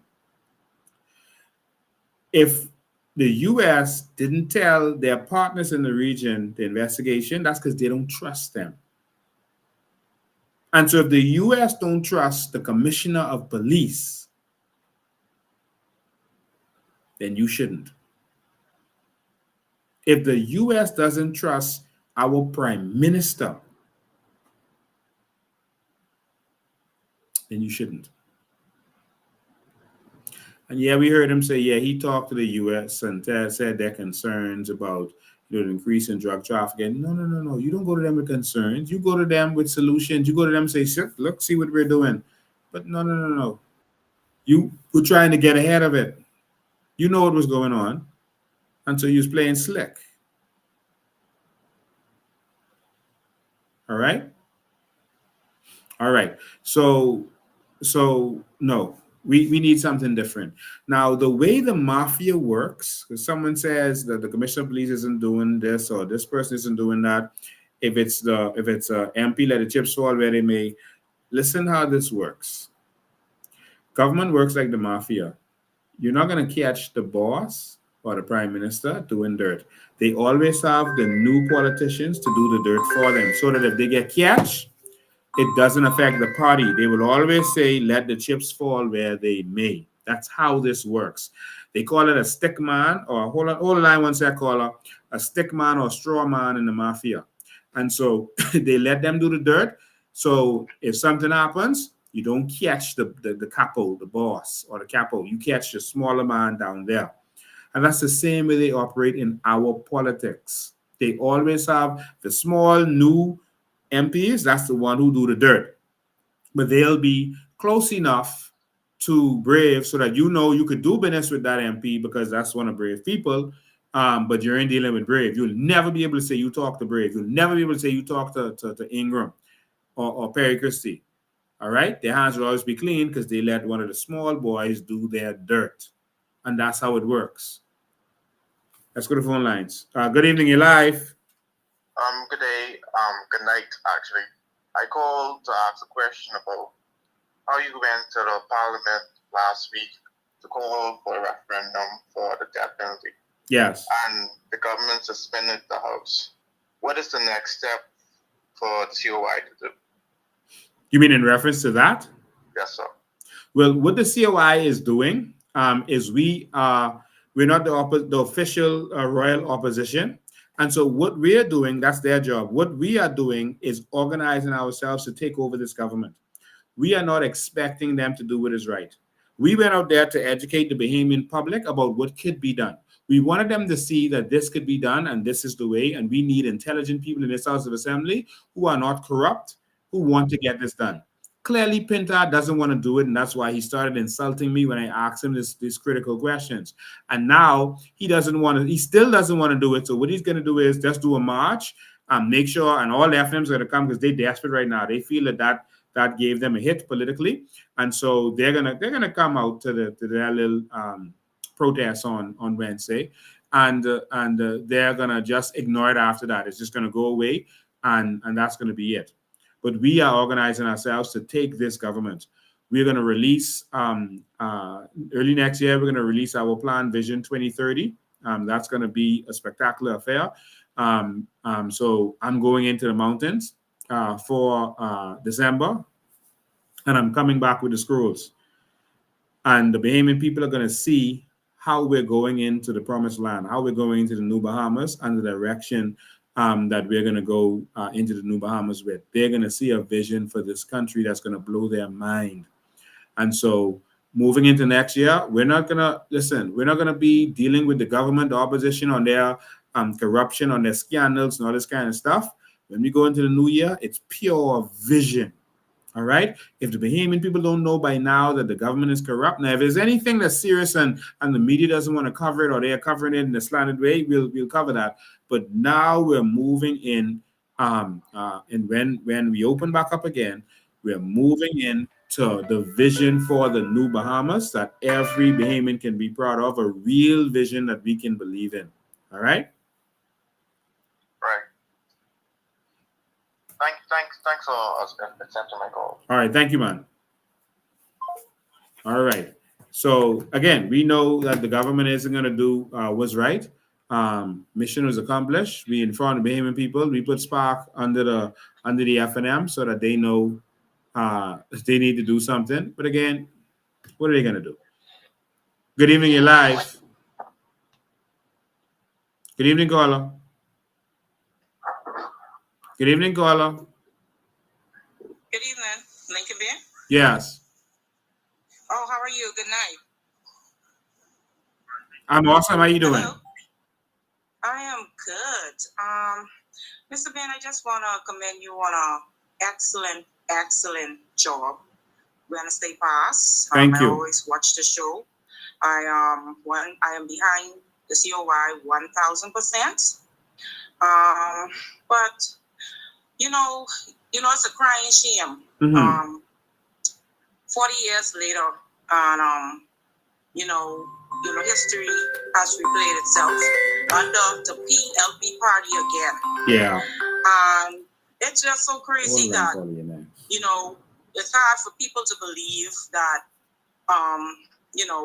Minister Monroe, National Security name, has been caught up, and they say that the list has more names to it.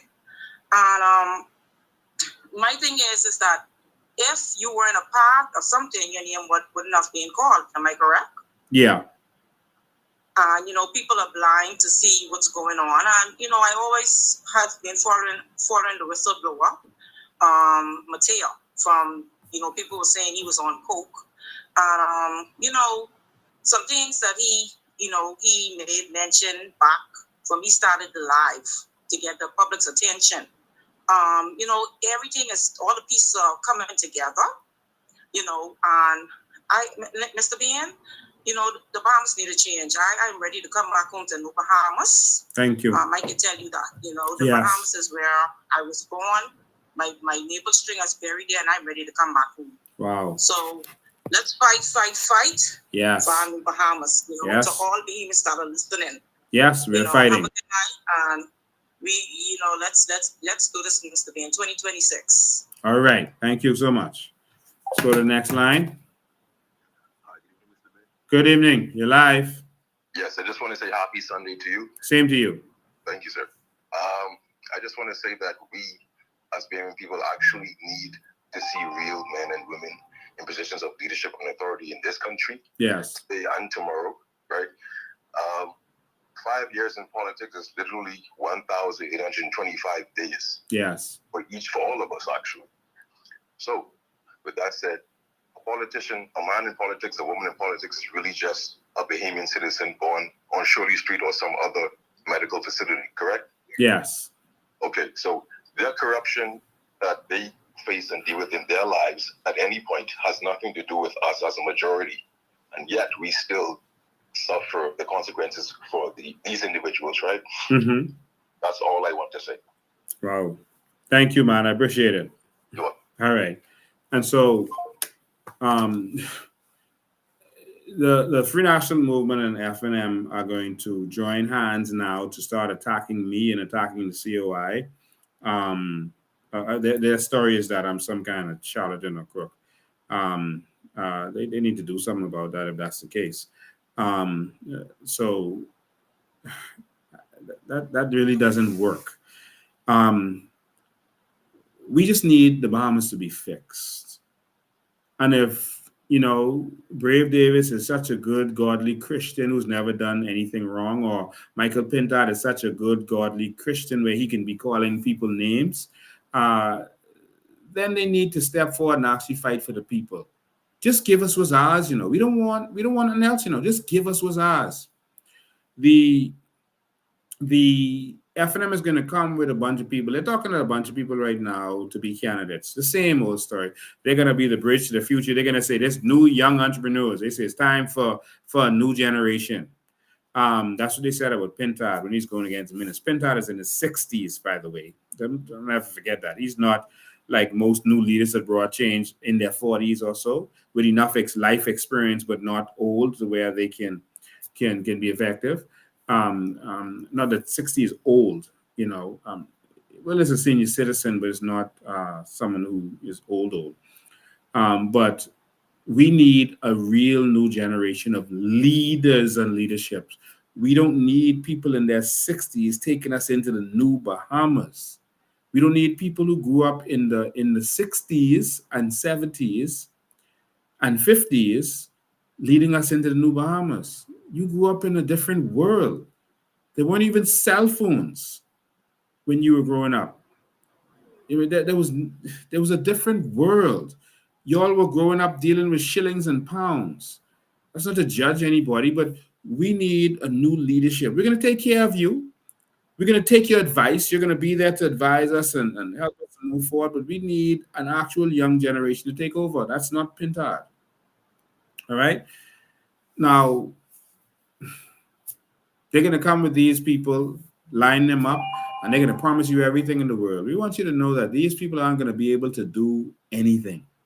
They're only going to be able to do what the party tells them. That's what Brent Timonet instructs them. That's the plan of the FNM. And some people don't care. They just want to get in there. And so how politics works is they have their people they promise contracts to and expecting contracts, and their job is to recruit the rest of us. So they get benefit and we ain't get nothing but screwed with more taxes and everything else. The biggest thing I want you to realize is that if you let the PLP or FNM get in, there's going to be income tax. That's a guarantee. I guarantee you that. When I told people VAT was coming, they didn't, they would never do that. They get voted out. They don't care about being voted out because they still in power. No matter the FNM or the PLP, they are still in power. They don't care about being voted out. You have to understand that. That's their plan, to make sure no one else gets in. And so they're going to try to bring VAT. Now, you know, they had a PLP meeting recently, and they were trying to figure out what they're going to do with me, whether it's better to leave me or whether to destroy me. And so they were coming up with all kinds of ideas. I want you to remember this, screenshot this. And they were saying, man, the only thing you could do is try to discredit him. We got to lock him up for something with fraud, man. We gotta lock him up. We got to put something on him. And then if you lock him up, you do it so he's in jail when election comes around so he can't run. We got to make sure time it right. This is a conversation they were literally having about me. And I say these stuff when it comes to so they could know, I know that I'm in their meetings. I'm listening. This terrifies them when I do this. That I can hear what you're saying. Right? And so their thing is to try to discredit me. That's not to kill me, to discredit me, because they don't want you knowing and believing in the stuff that I've said.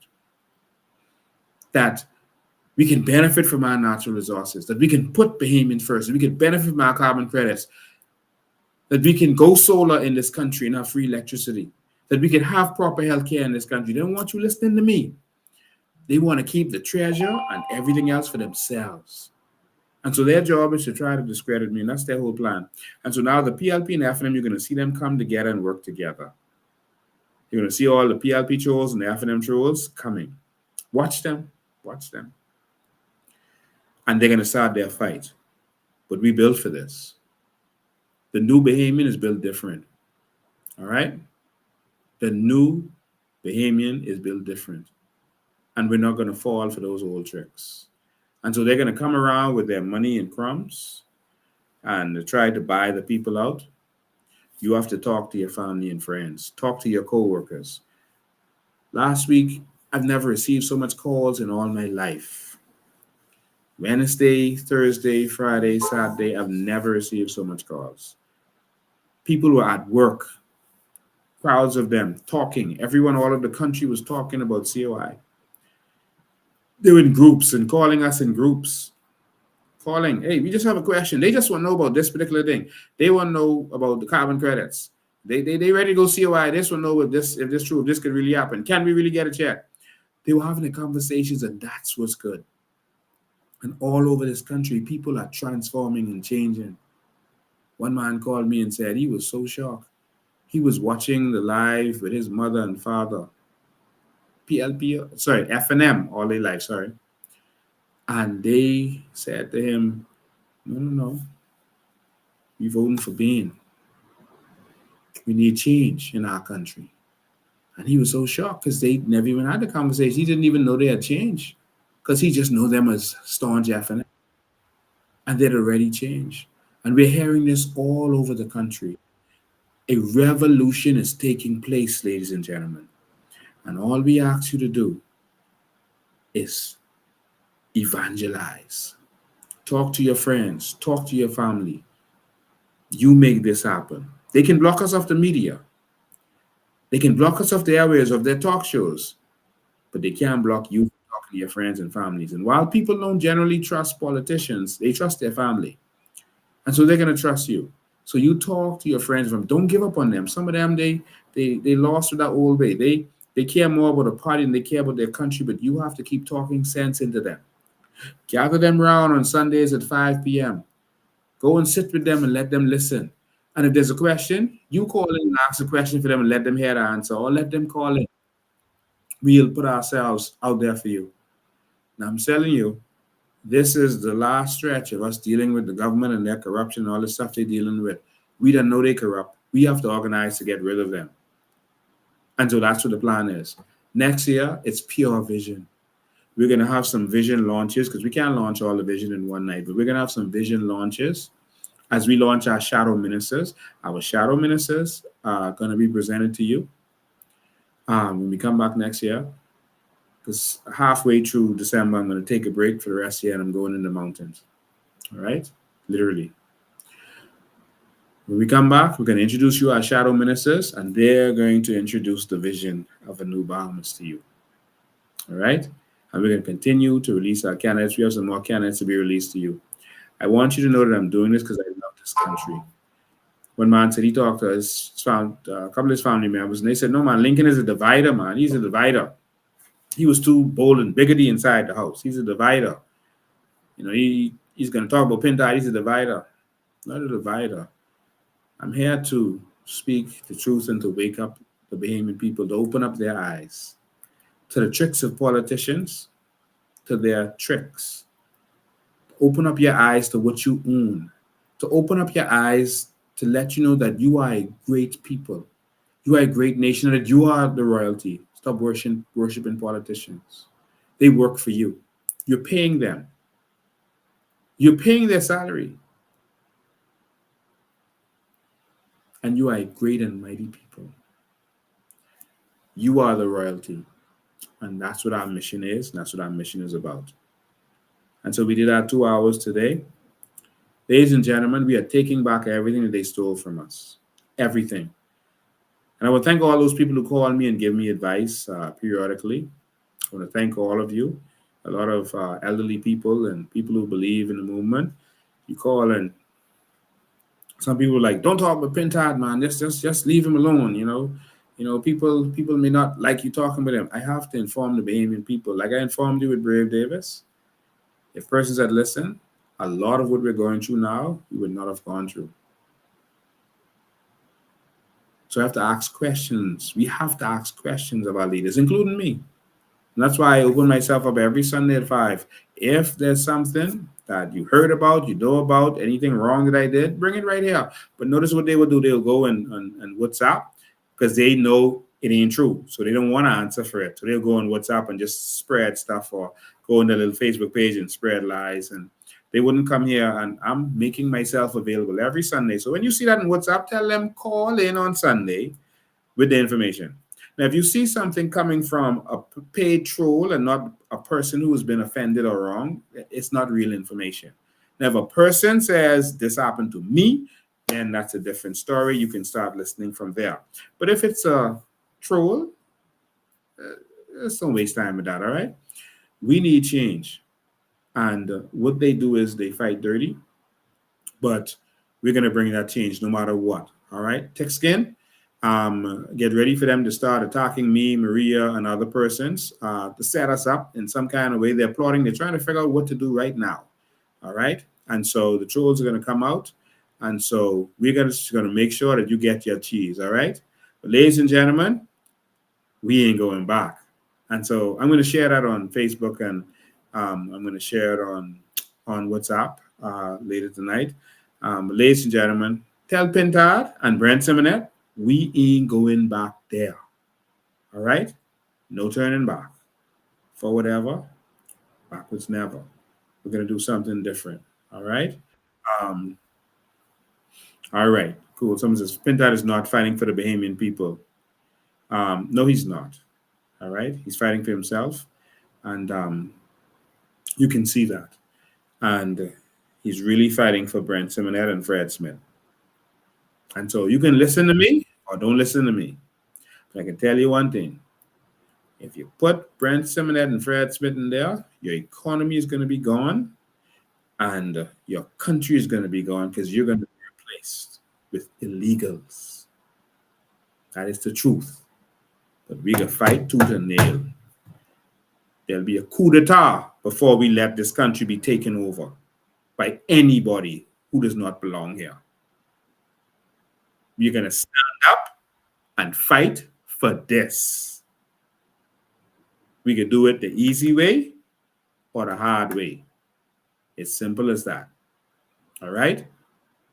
But Pintard, whatever your plans are, this land is our land. All right? Get that in your head. Not Brent Simonet land and not the illegals' land. This our land. And we can fight for this. All right? So, ladies and gentlemen, we will get to the promised land, and I will get there with you. All right? We will get to the promised land, and I will get there with you. Ladies and gentlemen, remember, we ain't going back.